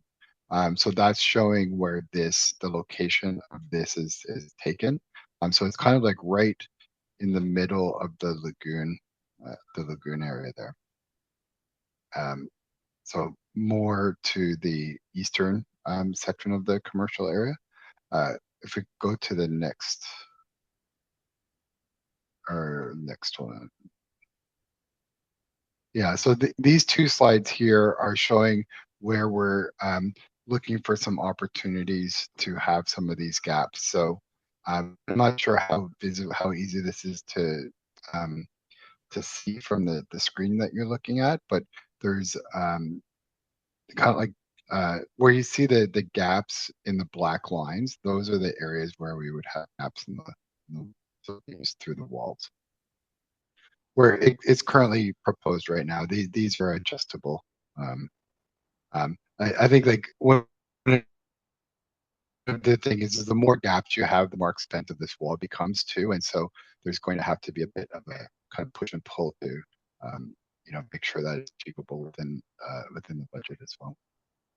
Well, thank you for your question, if I may, Your Worship. My main concern is, like Councillor Schweinbenz has been on several times, is that our commercial areas, besides being protected, which is great, God forbid if an emergency happened, that they do not lose that view site, because that's so important, especially those that have patios on the ground, on the ground level, so to speak. Those areas, and the largest areas, I say, is from St. Alice to the Hot Springs Road. That's where most of the restaurants are. And then the other areas are a little bit smaller. But it's important that these areas are open so the public still have that view corridor, so to speak. I think that's a very important issue. And I'm a little bit surprised. And with all due respect, I guess we've made every attempt to try to address that. Yeah, and I'm just a little bit surprised myself. Nothing to do with you, sir, that we do not have more commercial representatives at this meeting today. But anyway, that's another story. But yeah, that's I think our main concern is the views for our commercial people. That sidewalk, which I think is a great idea, but does that still leave enough room for reversing out, because they're one ways, for the car or truck to reverse out without running into our mayor's cup of coffee at Muddy Waters? Thank you. Yeah, we've looked at that cross section and we believe it does.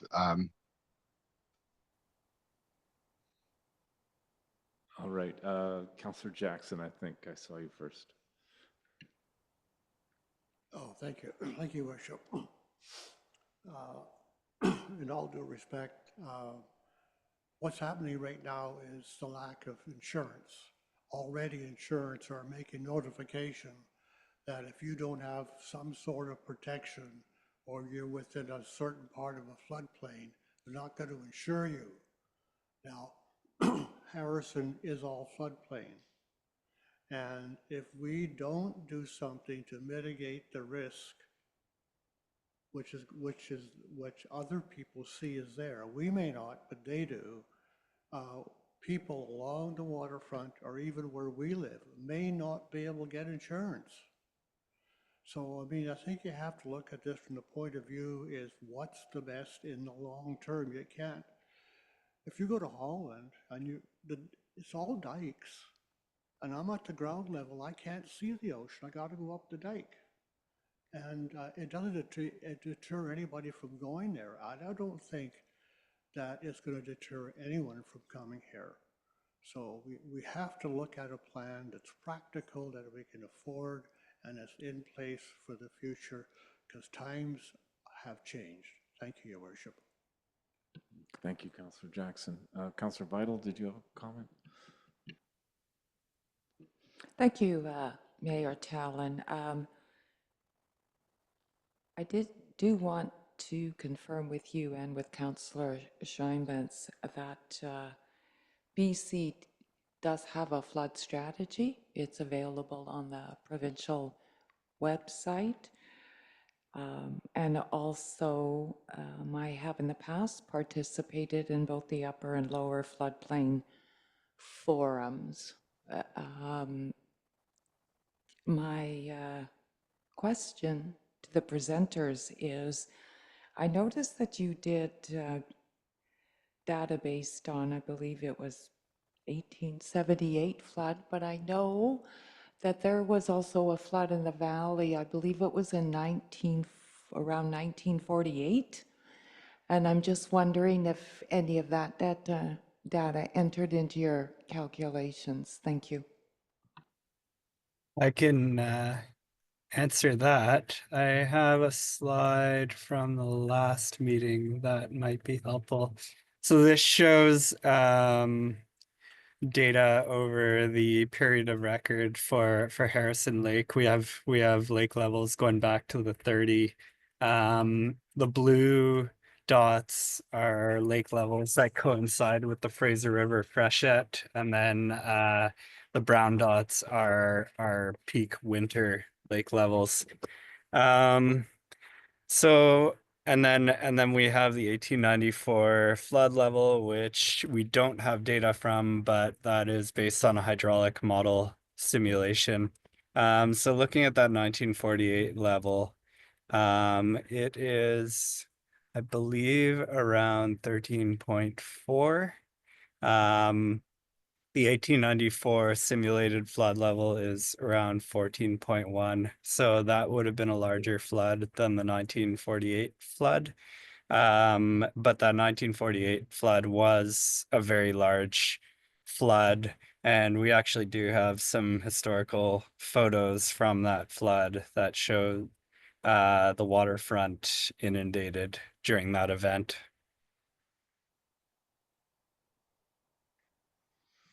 Thank you. I'm hoping that presentation from previous can also be made available on our website or online. Thank you. Councillor Scheinbentz. Oh, sorry, Councillor Vital, you had a follow-up. Yes, thank you, Mayor Talon. Thank you for that historical with 1948. My family has a long history in the Fraser Valley, and I remember hearing quite family stories about the 1948 flood, which I believe prompted the construction of some of the dikes in the Dudney DeRoche and Nickman Island area.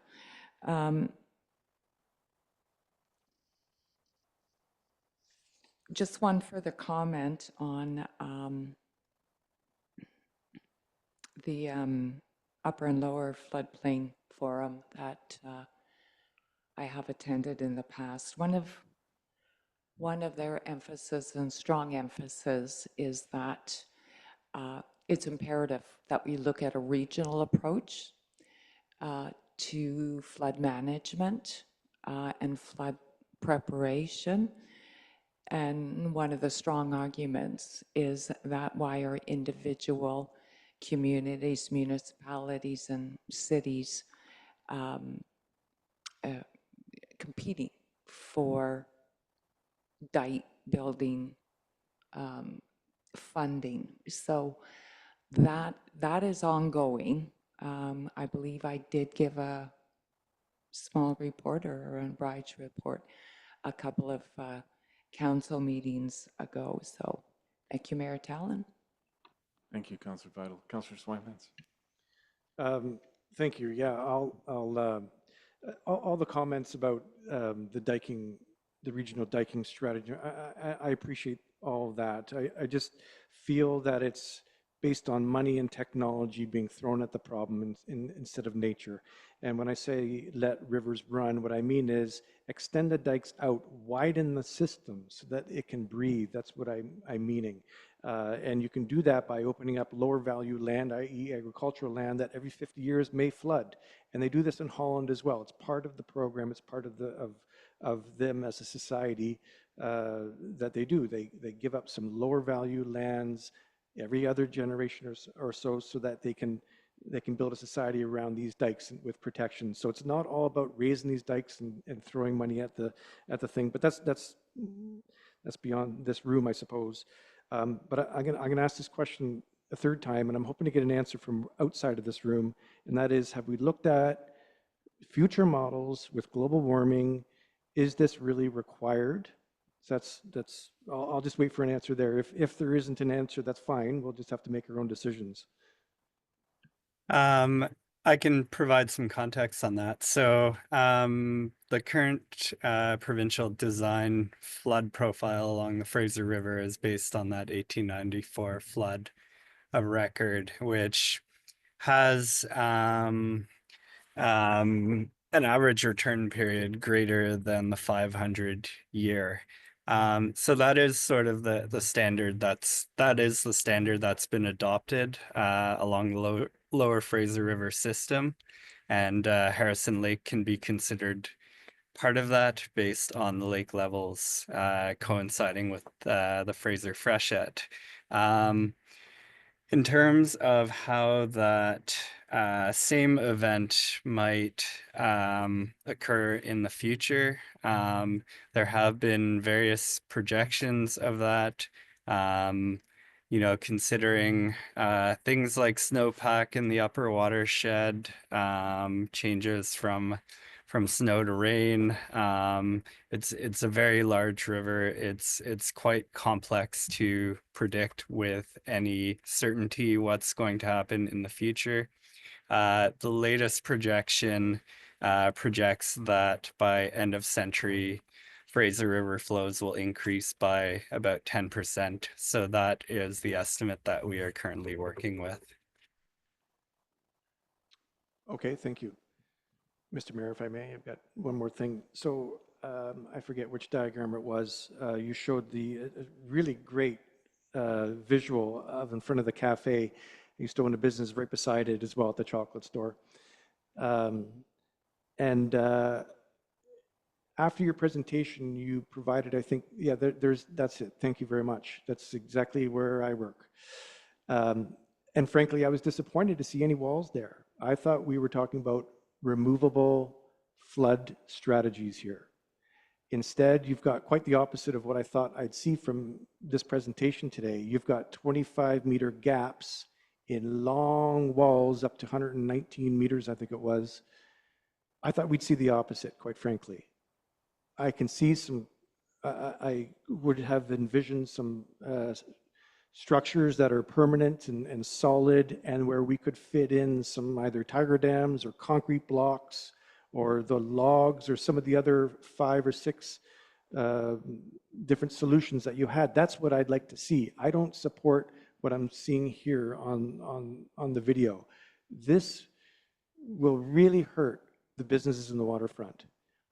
This will really hurt anybody who's walking along the Esplanade, on the south end of the Esplanade. You will not see the lake except except in 25-meter intervals. The views of the lake are what brings people to this place, and people to the community and people to the businesses. And we need to maintain that as much as possible. And if we need to install removable blocks or walls or tiger dams or whatever the solution is we select, if we need to do that every 10 or 15 years on a 1 or 2 weeks notice, then we need to do that. But this is a permanent solution that frankly really compromises our view and is really going to compromise our tourism sector. And I wouldn't support what I'm looking at right now in zones 4 and 5. And in zones 3 in front of the resort, I think we need to be very careful there.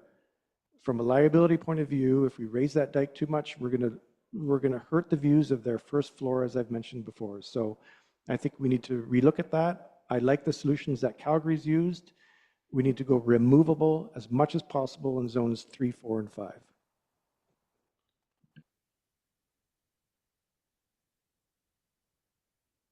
Councillor Just Jackson. one quick comment before I go to my next meeting.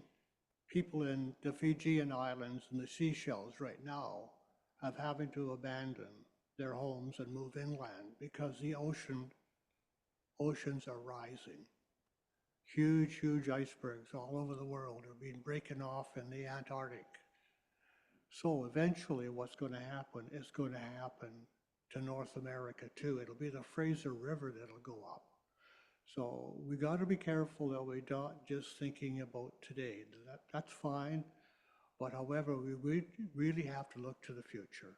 Nobody thought that an atmospheric river would happen when it did. We didn't dream of that, but it did. And these things are very, very difficult to recover from in the future. So thank you, Worship, for allowing me the time to speak. I appreciate that. Thank you, Councillor Jackson. I know you've got another meeting to go to. You're putting in a full day on behalf of the village and council. So we thank you for your input today. Do we need a motion or anything? Is it clear what our next steps are? I'd like both of these, this to be available on our website and maybe added on to a future open house with the dreams on the village lands. Sorry, Councillor Swinburne. Thank you, Mr. Mayor. Yeah, I support what Mr. Jackson said, Councillor Jackson said, I'm sorry. We need to do something. I'm convinced. I get it. I don't like it. We need to do something. But I'm hoping to see a lot more removable and a lot less of what I'm looking at right now.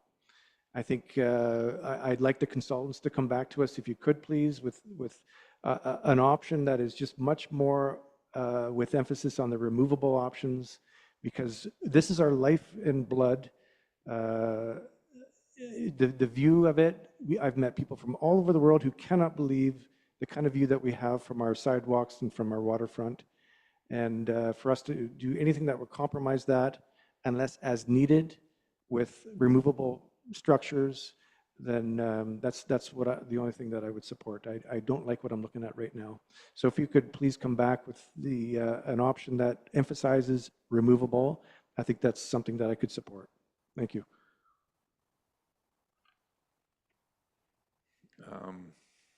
What's our go forward here? Councillors CAO Cook. Yeah, thank you, Your Worship. That kind of pushes in a different direction that we had anticipated by the end of this meeting. So what I would request is that council, I guess they'd have to essentially refer this back to staff and have the consultant come back, if that's what council's desire is, to come back with some more deployable options. I think that it's in our best interest to move forward with, although I understand what Councillor Swinbands is saying regarding the hotel. We'll definitely stay in consultation with them, but it's in our best interest to start working on the Wastewater Road and the dike in Rendell Park and in front of the hotel, because we need to get this project started. Where our timelines are, we've been in the consultation stage for almost a year and a half now, and so we need to get part of it going. I'm hearing what the challenges are with the commercial sector. But in the slide, it is something that is 2 to 3 times more expensive than your typical standard dike. So that's another consideration.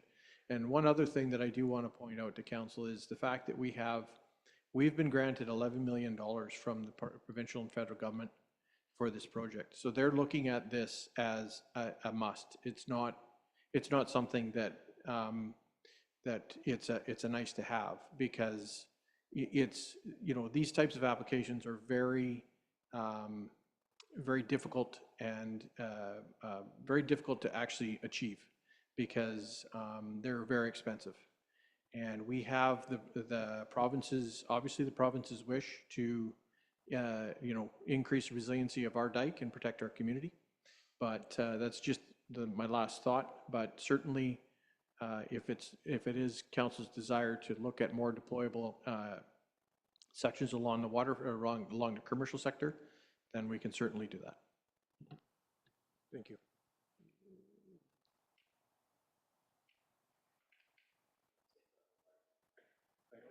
Oh, sorry. Thank you, CEO. I'm not in favor of rejecting this report and sending it back to have it redone. I think an open house would be good. If I heard the presenters, their gaps in the wall were a first shot, and I would like to get feedback from the community on where those gaps are and how big they are, and have that informed by the nature of what's removable and if there's engineering limits that are part of this question that I wouldn't understand today. So I would like to get some input from the community on where the view lines are. I do want to see, but ideally I'd like to press a button somewhere in the council chambers and have the whole thing lift up like James Bond, but I think that's beyond the budget or technology, but that'd be my preference. But I'd like to get some impact where the maximum benefit is for the view lines, and what are the mechanical, the engineering limits about what's possible for deployable dikes, and understand the cost implications too. But I take your point, Councillor Schweinbenz. Yeah, we'd like to have this as open as possible. I'd like to maximize where those opportunities are and have some more information. So I'd like to move forward with getting some input from the community where those openings are, how big they should be, how many there should be, and go from there. Councillor Vital. Thank you, Mayor Tallon. Through you to our CAO. $11 million that we have sitting in the bank. Is there, I'm not aware or understand or have seen what the restrictions are on that grant money, but is there any reason why we couldn't go ahead with the wastewater treatment plant road upgrades that need to be done, and also the dike build up in Rendell Park, while, and then, you know, kind of have council hammer out the commercial zone areas? Thank you. If I understand correctly, you're wondering if we could start phasing this project in bite sizes and do the less contentious. I think that's a great idea. I think bring that to an open house as to what might be the easier. I think obviously protecting our municipal infrastructure, the treatment plant, and the road to it are way up there. Yeah, I'm also really sensitive to construction seasons and the time of disruption when, particularly on Esplanade in that heavy core, the commercial area, not to have that torn up for 18 months. So phasing is something that we valuable to think about as well. CEO Cook. Yes, thank you, Your Worship. That's exactly why this project was sliced into 6 zones, I should say. Yeah, okay, so what I'm hearing is that we'll work towards detailed design for the wastewater treatment plant road and Rendell Park, and then we'll noodle out the other stuff. So that's perfect. I like the idea of getting some feedback from the public. We can kind of do the same thing we were going to do with the the village lands. And if we can get some slides and information from NHC and Space to Place, then we can work through these challenges, because I mean, there is a window in here where it takes a while for environmental approvals. So this is good. I'm thankful that council understands that there is some urgency, but and we can work out the other details near future.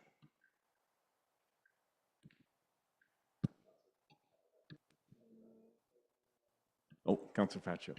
Thank you, Worship. I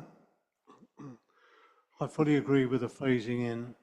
I always thought that maybe we should get the road to the wastewater treatment plant, and when that is raised, that will also interfere with the sight lines, unfortunately, of the lower floor of the West Tower. That can't be helped. That's the main line for the village that's going through there, but I think that should be phased in. I think as a council, I think we all understand this, is that the safety of the community is number one. I can't predict, I mean, people can tell me in all graphs that it may flood next week or 20 or 200 years. That may happen, that may not happen. Things happen unpredictably. And the safety of the village is very important.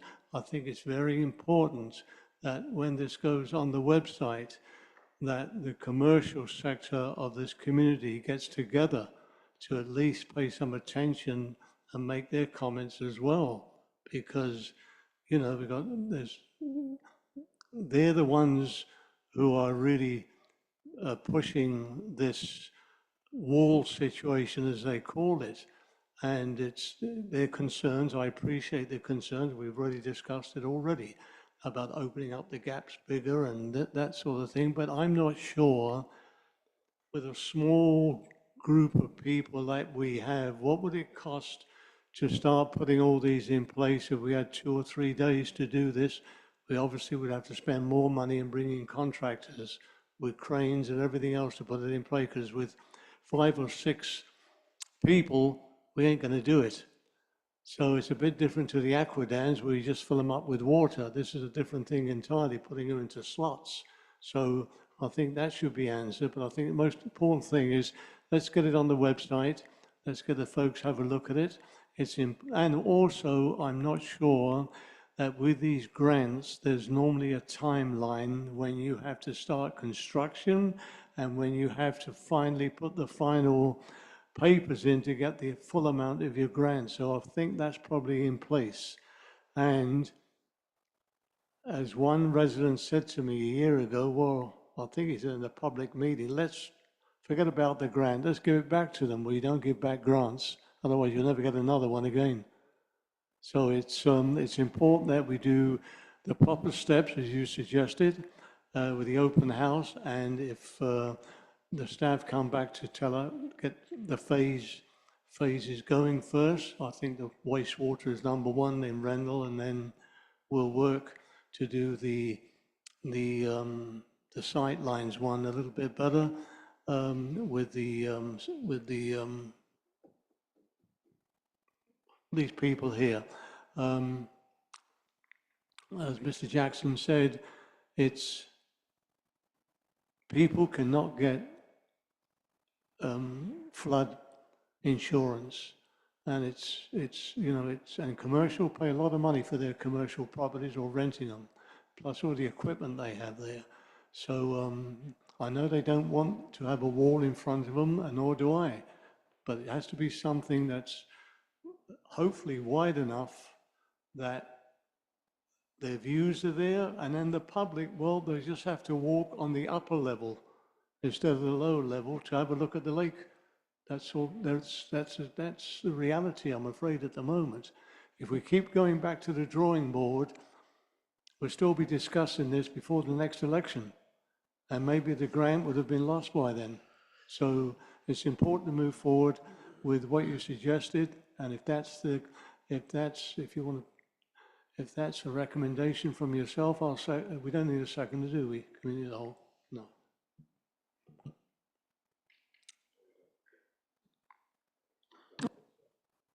Thank you, Councillor Fascia. No, we don't need a seconder in committee of the whole.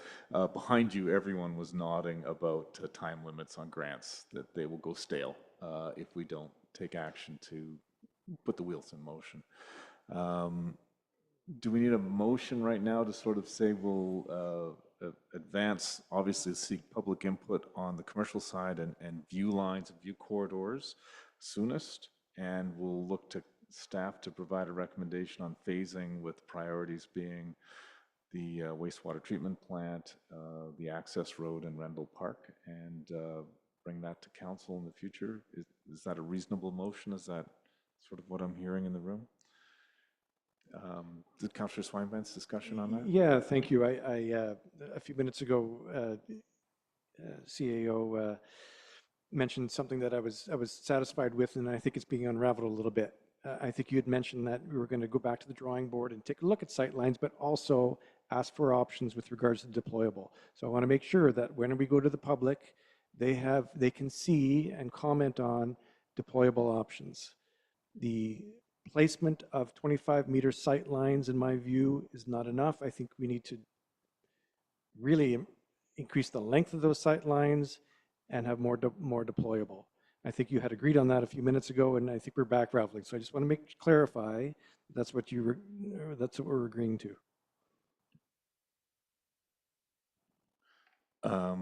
I don't want to go back and start over. I think in this deck and this presentation, there were 4 different options for deployable walls, all of which have pros and cons, I guess. Cost, financial limits, structurally, mechanically.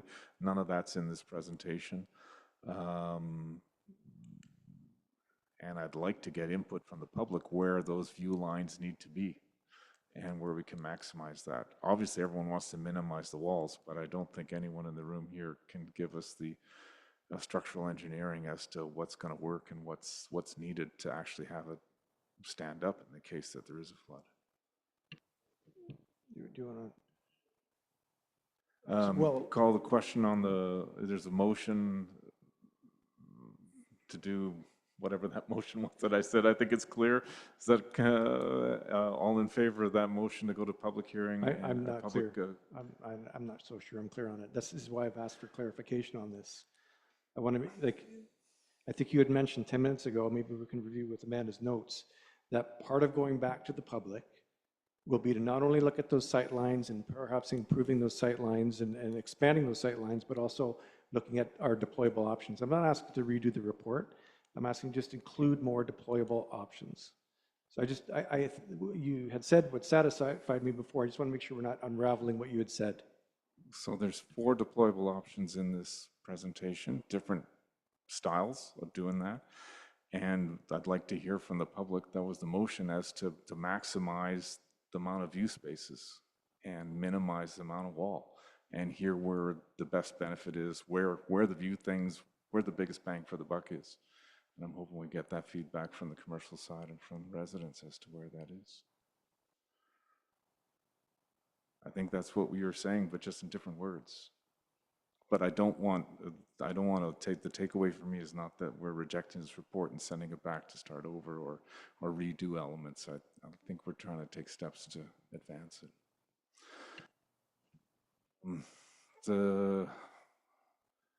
Is that clear, CAO Cook and corporate officer, what our next steps are?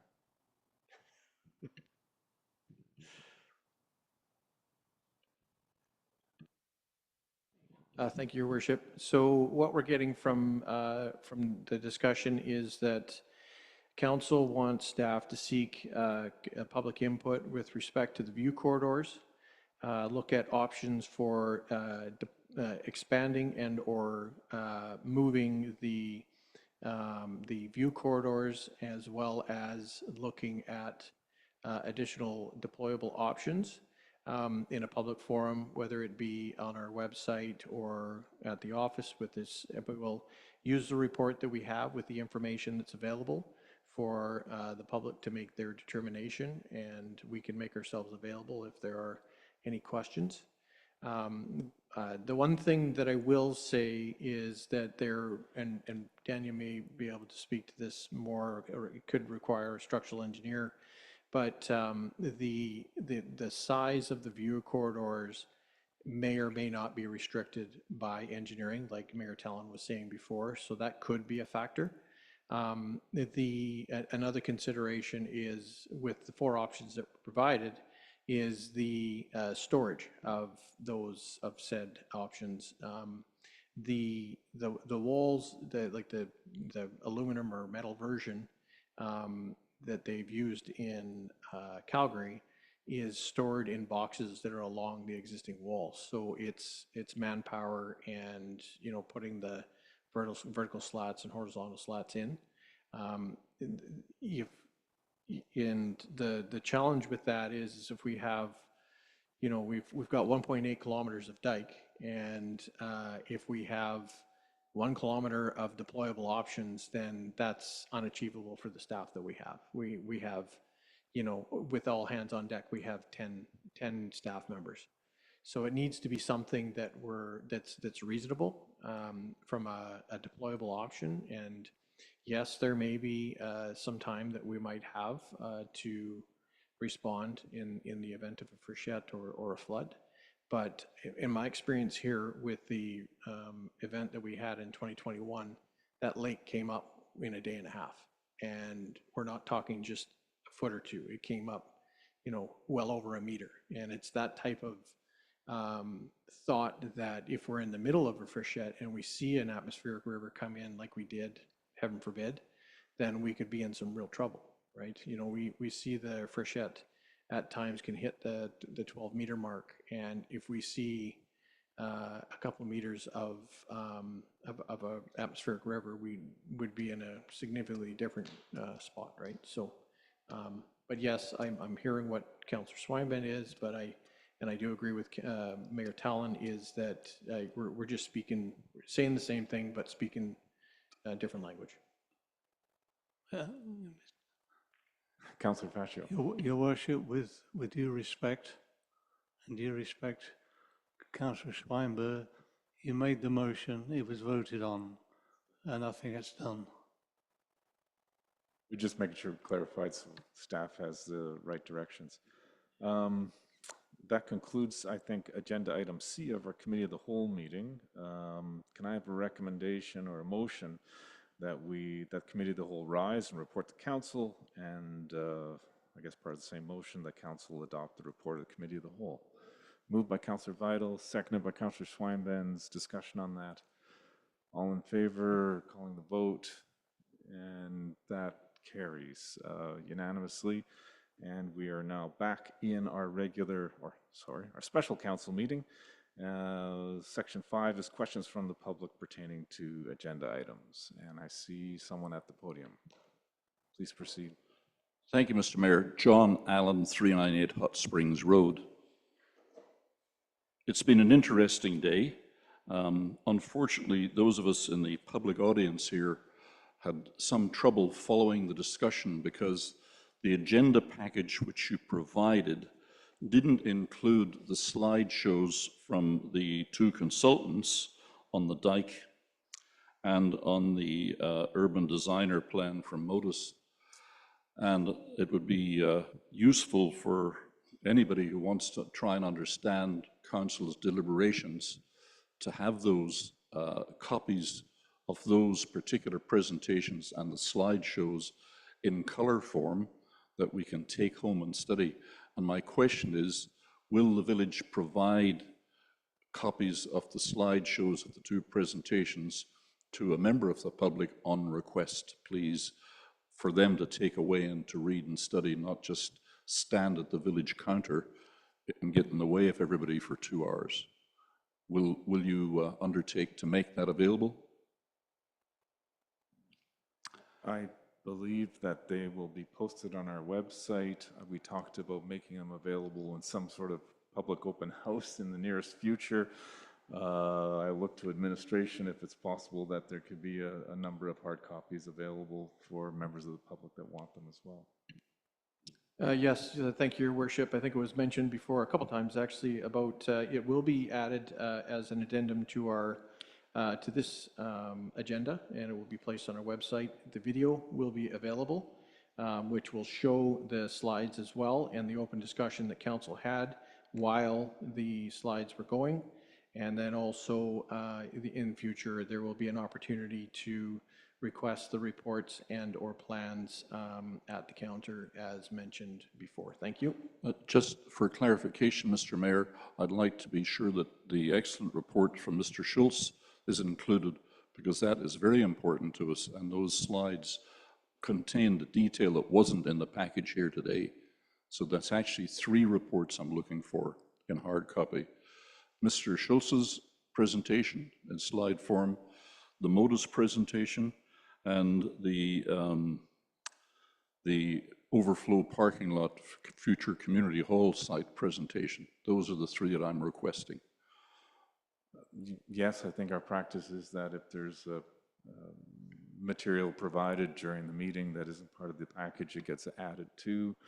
And as the CAO said, hard copies, a limited number of hard copies will be available at the village office. And we'll also be having open houses where all this material will be available as well. Are there any questions online? Thank you. Thank you. Nobody online? Oh, too bad. Today, I guess forget to our last agenda move, is that a motion to adjourn, Councillor Faccio? Seconded by Councillor Swinebans. Discussion, call the vote, all in favor, and we are adjourned today. Thank you to our presenters. Yes, thank you, Daniel. We'll be in touch, obviously. Have a good night.